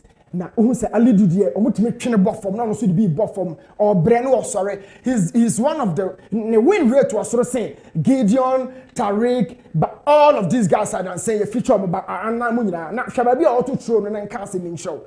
Or to Ali decide but uncle direct. Omo cycle board about say Hansana finally Omasa turn their call. Our fullbacks will be targeted. Explosives in our whole number send their call. So we ask him say line up buying a manager no better their come just ask from Cologne. Tax about call Hannibal Kwache a Sunday break chief say Uncle Kind no Musa Ali do na yancho for he's been doing massively well. But the here can say line up buying the better facing coffee. I want balance as an analyst. I really love to have balance. And me will Arsenal, so no me weapon we know. So I'm going for Aliju as my right back. But before that, my main country will say, media Atisgi na my man that go post in chief. Atisgi over Frederick Asare over Jojo Wolacott. Aliju will be my right back. Jiku Salisu be partner. Abdul Mumin you did so well. Goal na goal of the month in La Liga. We know. But games are so far abono. Oho popo kakra. We also know say it will take a bit of time and some adjust full time. Domain some boy ya kofomo jetina ho popo. So ho popo kakra enye news kra. But Salisu I will choose him over you. Na me de na kan jiku ho. Me left ho no. Gideon Mensah or Jerome Opoku according to Otuado on the decided but maybe the Kamako flat Jerome Opoku allegiance on the flanks. No my boss Salisu Nijiku or manu pe na Elisha Wusu. Na the ten say me were back free variety me no na wa ha. But I say Gideon Mensah or Opoku ni alidu airco. Na Elisha drop it about Yenya Salisu Jiku as the new back free in possession you crab on.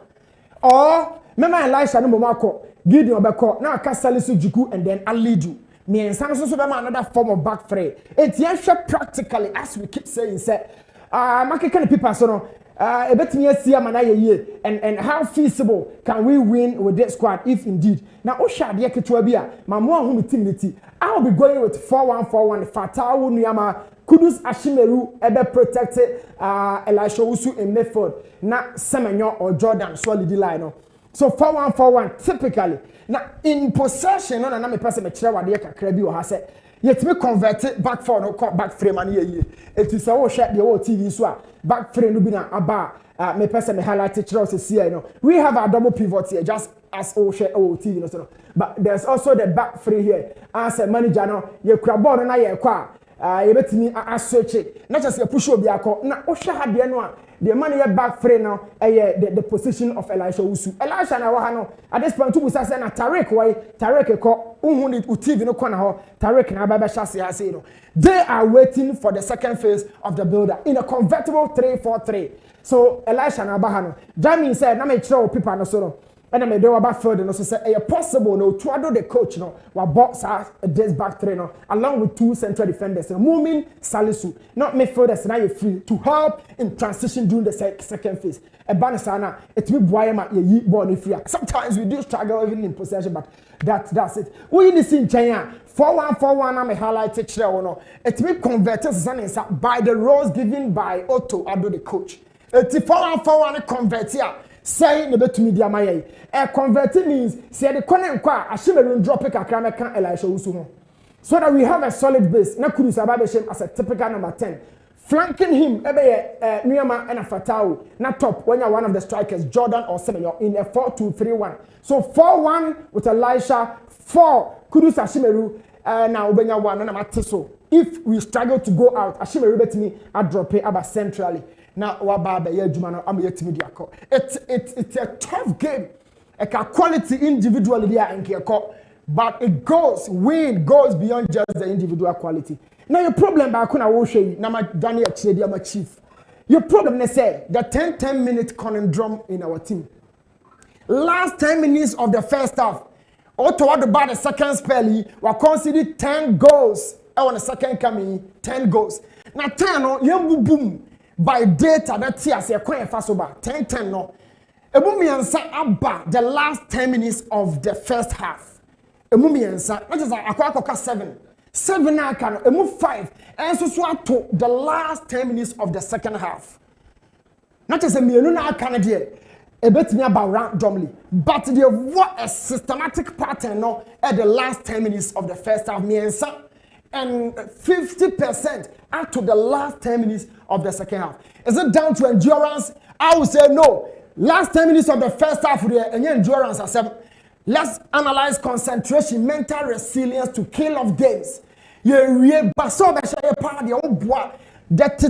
mental resilience of House of Folk, a bit American. The character, the ball, USA, Czech Republic, 2006 with Germany. No, that is what I am talking about. Germany is shut down. Then we are back. Now, Baby, 2-2. Yes, referee ball. Now we have chance. That mental resiliency. And then I'm a person who we don't have it. It's really my endurance. We say 10 minutes to both halves. And I consider 8 out of 10 goals. My endurance. What do you mean the first half? The last 10 minutes is it will be down to concentration and full focus. Now, fouls. So now you're making it be. It's telling me that. When the Louis Mafuta or Boxer, the African game has grown. other technical teams, you know, are having some good analysts. I'm betting you prepare boys in the Ababeti. Auto Ado, one of the technical teams, say I'm qualifier, in my opinion. It will be a big failure, and you would have to be sacked. You don't deserve to stay home. AFCON qualifies. Young qualifier, you deserve to be sacked. All this, the real game now, you have more. But, Chief, Sergio. Okay. Dr. Dawood. Mena me da Dawood heba hospital ano. Na enam me so enane Dawood ointment. Dawood 360 capsules wodwa manso a ene obi adi hu adanse. Na du wei edutwem. Dawood ointment. Dawood ointment or se fetwi na ebeko. Ofa Dawood 360 capsules or cc na ade wom. Na drum yenu wei e adwuma bom. Obi a osisi ye oya pa. De obeye ne se, o de Dawood ointment no etwitwe osisi na anopa ene anwumre a. Na nsa bia no na o de bia bo asawa, obetimi de atua. Udware wi a fa Dawood ointment. O de te ne fa sra. Ta bre kro na no na wonom Dawood 360 capsules no anopa ene anwumre. Na danse na ba amane o de enko na enko ti adanse ni bi. Dawood ointment. Edrowe me straighten and welding. The toda me po djuma na me honam nyina me ye me hu bibi enye yi. Ba se minya sa Dawood ointment we na me twitwi a. Na no paso minya Dawood 360 na me no mo a. Ese kwa le me ye adwuma kra se kane no. Te do we de edi masema ma na be di so asema ma. Electrician na ye adwuma ekofia yentimi na Dawood ointment. So ye adwuma na obra okodru fia fa twitwi ade be che no na ho aye den Dawood ointment fa twi keke na ebeko. Ram use mama hode pa ma metimi gba odwuma bibia e kama e ma me ye. Dawood 360 capsules and a Dawood ointment. O memre we no na do we no so twitwi wa aposo e be ma ya oni nyina afu.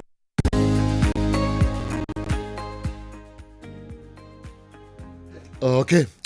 All right. Meba na yabajo nkomo kakra me ni ochia heba kincha se wa ha ye ni bedi nkomo kakra na by popular request PSC nema ekoso ene anopai no ewo animu ha no general manager ese opose ohun de ekoso because as a case inti ye besa show bium ama general manager hu ade krona ekoso no PSC na any obi akikan wi an pakro no akofro na wakate driver ni say on trans na omuntu ka no na omo emfa enko indi PSC sensi form na yenhwe ni pakro potin omo akikan wi GM dis o hia PSC ni kikan wi no na amafro bus na wakate driver ni say onfro na omo enko be wi omo eko. All right.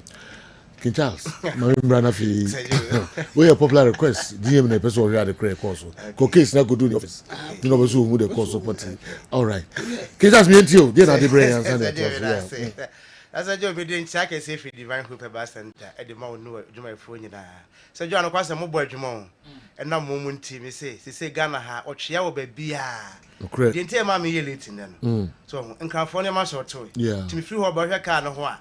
Me come a dear me bad into our power introduction. I see. To Mr. Rami, we are the only Panaka cow. Obi Wabasamo. Yamama or Chanadia. I did about a honey piping. Tidian Wabas be out the catcher. Okay. Mati. Now, and that dear summon a titty. And this or Chiadi is a fan by an ID. Sure. It's or Chiadi and me Judy say a boobe bia. Tinade a location is going to require hear me. Say, baby, I will be a more the answer which many or Chia have and be nice. What a divine hope about center, you drive the other dress, or about pay. And Crawford be yen and as a Jew, yen in your home. Okay. To be boss, say, I mean, country will be as a or chair about powder. Said ye teeny, but a turn back with 10 cities. Or be our 2 are going to be torn being why I did the money 10 cities. Okay. It is all turned on 10 cities where they are winning for so. Yeah. Or bit me to a draw back up and more be 25 cities. I single those. Yeah, first so when we sank, I won't know what time one can to be brand. Wow. Or channel tobacco pa and that cropedi. To make out of some ramen tomaco 30. But on Canada, I did 15 cities, 20 cities, 25 cities, or better than what me. Miss Ramoa or channel tobacco 10 cities, crowd first also. Yes, Ramo. Mama born in that come, Abia way, maybe crowd the amount 12 cities in Pam managing this. Name them 25 cities, 20 cities, 15 cities a dear. The fine hope about center, you may and country will be as a young someone tried doing this. So do it. ɛno yɛ nneɛma a yɛpɛ sɛ yɛka no amanfoɔ ɛtumi te aseɛ na yɛ numbers ne yɛ 0591 565557 0591 565557 and after 0551 228281 0551 228281 and then me jama ma Dr. Tentan adwuma de na kwa kodi ba bi nti me amanti me gyina mu de amano kentas me gyina mu de amano na yes am nya tentententente won na kokoko ha wo madidi wo musisi ama wo ye wo hwea enyiye no wo na wo hia wo twea heba powder afi wo na sisi aye wo na wo ye wo ba bi enya aye kwankoro no wo hia wo twea heba powder afi wo na rheumatism ha wo mo pa no wo hia wo twea heba powder sisi ensu atoto wo be hu se ahotutuo ne ba wo ye no ho hwea enyiye wo hia wo twea heba powder na afi wo na sciatica efi wo mo to ase be si fom nyina wo ye no ho hwea enyiye no wo hia wo twea heba powder afi wo na diabetes ha wo mo osori oda na adwo betima sori ba Johnson prebebre mesra wo a wo hia wo twea heba powder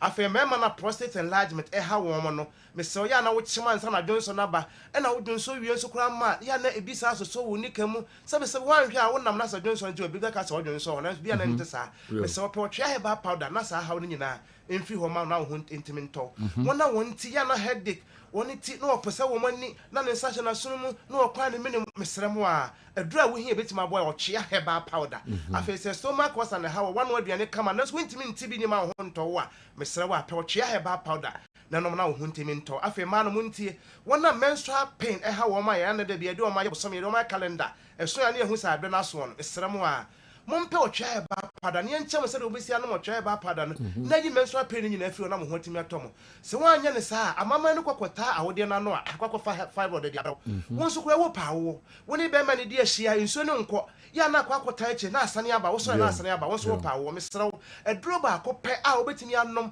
na ho ntimi ato wo na bie kwa ma wotimi nyinsen no wo twea heba powder na no se jo oba bi frɛ me wasi ogya ne nan a wotimi nya mogya be se pure water half wono maduro ne be 3-4 days penny nyina atwa danse tere bi na ke wa kwanya se ya mamanfo aba be dia danse pa wo TV so a se jo nka nya asam ketwa ti esremu a pe otwea heba powder na no ma sa ha we nyina beti aboa na ho timi ato enya wo ma yade nko a se wo nyare na no otwea heba powder da bia aboa ma ho timi sisi wo so kama na ho timi ato emema na modi bu ani na mo gem no adwuma ko be ka che se afi wo de wo sa ka wo yira na wo gem mi sra wo sa wo de wo sa ka wo yire pe no wa gem dia edura wo hia wo twea heba powder eno de mesiku bensuo sa no wanom ene ye nkonko a Dr. AJ Beka tell us wow that 2 minutes per 1 minute per no we hear what heba powder no na ho timi ato ebi gu ba bia ye pese ye ma ba bia to kro ba bia mo no heba powder ekokoduru ho enti mo mo be kwan wuduru ho no ma ya fa fojo heba ADD bank wa ubenya bia to mo mo obo asoso jeje ne smart heba ubenya bia to afi wuduru ye fosu so a no bi sama dollars ubenya bia to mo mo wo cape coast so wuduru apena heba e na afi so man kasim fo so mo sa jeff heba ne charis heba e wo ADD bank wa takwade fo no muduru ho no ma ya monko nimdie pharmacy o market circle e na afi older point krakra ho nso na afi wabisa Christ the answer ubenya bia to mo amwo elibo nso monko abet ama e wo boda no so ho ambenya bia to afi nurse pharmacy nso e wo ene anase e wo tikobo nurse pharmacy odalo ho e wo tikobo afi wo fa weni bakwa no so nso a elmina ho benya bi otomije woni ba nso bi sanyame heba e wo ala wo so ho na o so wakọ ubenya bia to afi wuduru ka so nso a that to so ho no mo a dependable home atiefo atie me dependable home moko ho ambenya bia to e na afi tribe of Judah nso e wo ka so ho no mo a afi wo ko anim ko kansi dragle ho nso de ho no no mo ne ma na short so no ma nko ho a nka dia sembeba router agent anase dolovican o kansi dragle ho a wo sa obi opoku ase kono ho me do so pu akwa kogu ho afi tena tet heba nso o kansi dragle ho abenya bia to repatch nso benya bia to kings work heba abenya bia to joseph benya bia to na halus heba nso benya bia to mo amwo ekus pharmacy nso e wo asama mo nko benya bia to abete some ventures e wo ho benya bia to afi aflawo nso Dr. Asare ho Kings Hand Hospital benya bia to afi oba Madina nso a mekom ho no ma no obi sa de pa heba wo benya bia to e na afi nso wo ba Kofodua nso a no Kofodua so dai kwan so ho no ma old traffic light wo be hu no ho na ho e na new mekom precinct nso benya Macdor Pharmacy ubenya bia to so humfo mo nko ti janse ho abisa wo pesa address so afi mo am wonsa wo nso mo humisa na nabo ache heba ubenya bia to afi uduru nkokọ fo nso de a no obisa ntia koba mo benya bi ato afi osina fo nko kwampa ho benya bi ato wo ba be beduru adwoso nso a adwoso no obisa skin heba wo benya bi ato polo na yesapon e wo konongo e na afi mo a mo be kuma senso de Fred Mesu benya bi ato PFA watafo benya bi ato ba bi e ton dro over the counter drugstore pharmacy chemist any herbal shop de ba bi a bi wo ho mo amoko sunwa no nso mudu a Green Light pharmacy any Mozie pharmacy benya bi ato Lenda heba ni ja heba enso ewo gos benya bi ato ena ba bi eto bibidro bi am benya bi ato afedi amono pharmacy watati ma say jo me kasa me ball locations na me say Ghana ha so bi ni locations the kitchen charge na oboa ba bi edrogu bi ano minim all right eno nti me sra wo a kopo pelch ya heba powder no one mixing say de wo yeti na no wanom na mema na modi bo ani na mu je mu no me sra mo a mo de na mpe ochia ba pada nom se jo me be ofie ha de obeka se wonya ochia ba pada na ohun me be ma cha wo bibie wa wuhunu wa wunya bi no be pa e wa ha 41 for no crofo no me se ma ka je so mpe ochia ba pada no bi na wo no mu ntimi nto wo mo ya so ye no de e wo abusankuru aja so do ba se wo hwe the whole Kumasi abro sign so ubenya bi ato eni ba bi adrogu bi ha de pure liver ba o pure liver kan do ya fi wo so ko benya bi aso afi sas pure liver ba e wa bu akwa ubenya bi ato na sas pharmacy bi anso e bi go kenjo Sergio me na wenya 120 years Mr.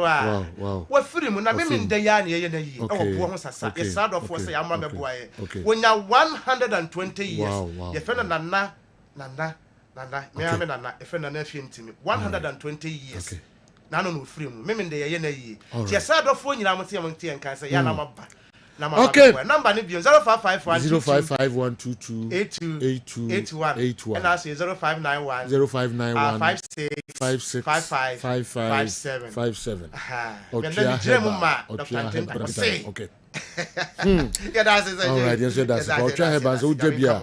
Obia Ediakoma, a friend for Alonso Kobe. Also 41. And Obana oh yeah no so. Obana no ho ba asem. Okay. Ono so no de. Okay, Mate. Kala ewa ha. Refi kala. Kama bi kala bi ma kala bi. Onso wo de ni. On de ni na ni. Sergio aka hwan. Peter Lantenya Mari jata di bi ha say. E na hwan so bi. Ah wo de odu ani wa. Omo ni mo che. All right, that's it. Obi e share nimu wa nya bia. Alonso Kobe. Mi filu bruta Majibi ama why 41 Alonso Kobe. Majibi ama ona wakako try and so ahead. All right. Enti mari jata obo ni nyina to fa saying Black Stars ene ewo Accra Sports City. Why adwuma pi o screen no anim. No abensi ma mienu. Obo the to fa saying ene game no 4 p.m. Dia na yenhwe anim. Dia yenhwe anim no say Angola for Sudan for nim ye team no. Coach na odi omanim no omunim ye. Yeah. Na Niger ni Angola kra no omutimi ba be high pa na coach Kwesi Apia na ni enyo no nko o. Yeah. Ignatius ehye bi. Na Eric Amponsa goalkeeper trainer. Enti we dia at say Kotogone house na ebebo enkomo na eboyi. They really know us. Okay. My point number 1 is say Joe. Say ya de boy na ekwa. Eto de bia no mo yire ya midfielders ni enti ntimi enyusu o mo mfanko. Okay. And they are patents any idea. You have actually okay. Now you be long ball so dear. You call number 9 for now. Center for a Sudan for one my Kwame and Fabo Bako Kra. Okay. Into Yan Chani and Chano and Yamrika phone kwa. And Yamrika phone kwa. 2. Sir Joe. Yeah. Saying your chances are yen taking advantage of. Okay. Na Sudan. A possible set ye be consider Tiano. Ye errors. Your co-opponent no so jai possession in my dada counter chair kudus 8 million su boy in the final and then I kept can one asem no okay or make it that slight reference ho see 8 million su boy near 90 so say lusu boy kwen be fa so boy no be say abedi ho no ya na are ho o hwe ball pa na are ho say ubenya na kwa TV no kra tackle wow your boys in show energy na me ade ba kwa me sra anya da ko ne the building yeah it takes a lot of time and a good resource and you build a character. Your team no here character, say Joe. Okay. Your team no need character cry. Okay. Team say what character no. Even from dressing room, no one ko share usuro. Yeah. But nan say for e bahai. Omon fa yenye bibia. Angola for yenye te ha na 9 minutes. Omoji game no mo call. Central African Republic. Jordan na you hat-trick ni nyina chi. Still, you the one goal and the real game no. I see. Ya shena Niger so ahye. General, ya shena Uganda ahye. Okay. games na ye bonu show real character. All right. I think some boys. Eduma. Ebehwe nyame yaduma ne 4 p.m. Na me nkɔhwɛ Andikem enso take kakra bi na fe ye ka kodonko breaking news abjafo enso eba betrase. Andikem. You know. Ya bruso a dey na also dey my be sima mi no komensa. Okay, you know. Mamini kanko dunkwa ofin. I say Nana say ventures.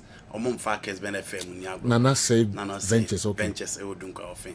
The bia omu TV station at the hair and Nana say anything ni. Okay. Now to the Blasters. You know, me expect anything than a win.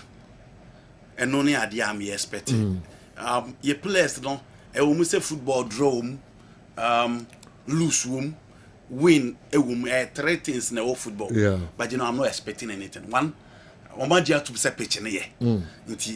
Issues about pitch will not come into the discussion at all. Okay. Again, Ghanaians are not happy with their performance by the games from the Amaye. Actually, my intimate son coaching. Born now, more poor against Angola. The reaction from the fans at the Baba Yara Sports Stadium after the game till the Blasters say, now you're happy with the performance. Okay. The reaction from Ghanaians after the game against Nigeria, they say, now you're happy with the performance of the Maya. Okay. And some President Ketia so quick again. Actually, say we are not happy. Okay. And after the comment, look at the reaction. I will be a case and one. Yeah. Actually, say. I will see who something different. I will see who performance. I was so games I are running and saying. Okay. And only a deal will be expected. You know, Tado, it looks as if saying fire some corner. So, yeah. But the reality is that or buy any more de bon so any. And then I make a shit speech now. FA President Nico Dilba, Chelsea coach, they are very weak. Sure. You know, and ne do be expecting a win. Omu make sure say qualification. No, you bet me acquire nim. Your point now you done because Sagana and Timia and Shannon Sudan ko bodra na omo we na Angola for ne kwa you know it will be very very difficult. Okay. Yenya West Afcon under these players.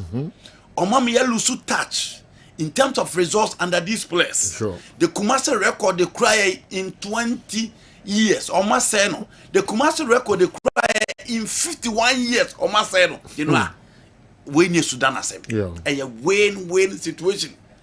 Baby a kudus nipa bebreka so yem fanning in and one word being the captain of the side only from the front. A win and I'm expecting at Accra. On the 10th of October 2010, Sunday, the Black Stars played a World Cup qualifier at the Kumasi Sports Stadium of Sudan. The scoreline was 0-0. Akwasi Appiah was appointed as an interim coach for Ghana. Akwasi Appiah picked Otoado to go and study how the Sudanese play their game. 14 years down the lane, they are meeting us once again. What is going to be the scoreline? Coincidentally, my late wife had a gas accident in my residence the same day after the game and died 3 months, 8 days later. Oh, and during the funeral, you and your sports crew at Kessben came to grace the occasion 14 years ago. I cannot forget about this day. All right. Stay blessed. Avogus in the way Abba.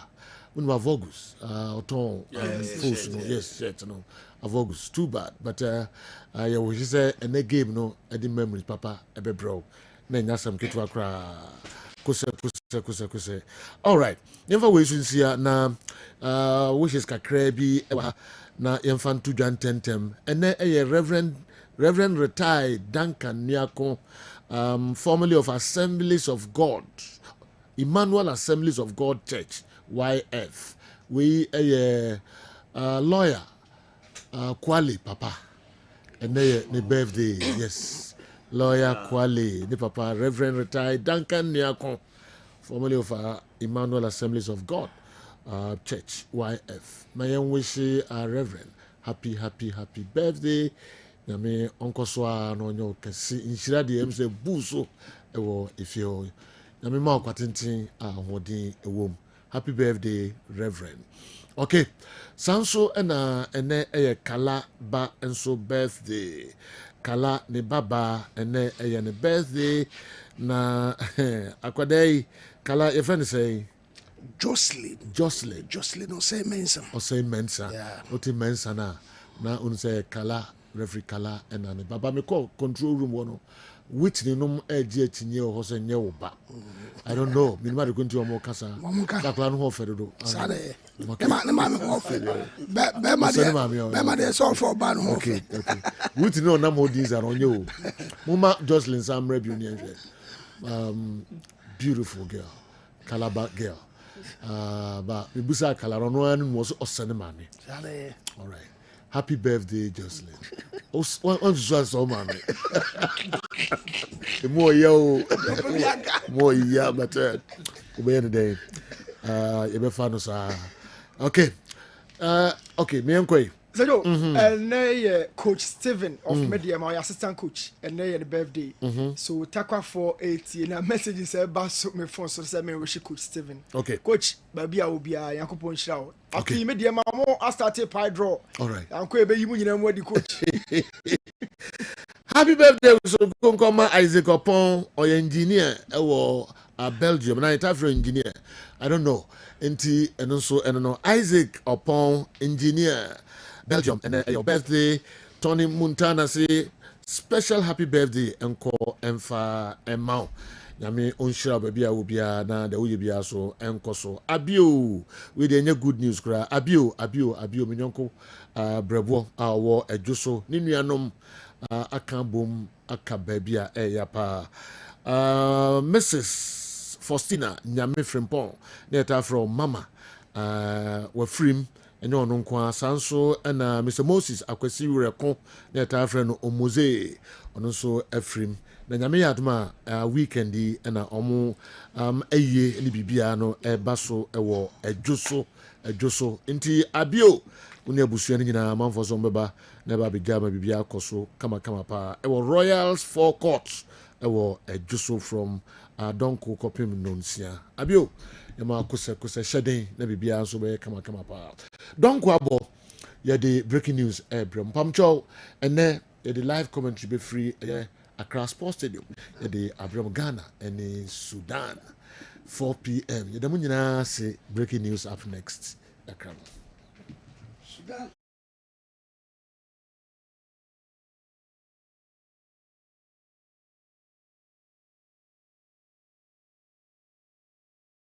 Atunidin authentic breaking news. Abusuain, authentic breaking news mo ani akire pusemu akese. Eti ha na wo beten sem no. Ensem a enkansuo amono chiao na ene aka be do hwere miensa na Black Stars be bobo. Woyo ene Black Stars wo munim. No mko wupuom to pa. Ade de be yom okrom ha no. Wamuni minyini se besisa eruti ebuso a ye twan ma Black Stars braso no ye de authentic breaking news ne ba na wiye so be de wadwen kire betimi aba eye 0550596929 no ye WhatsApp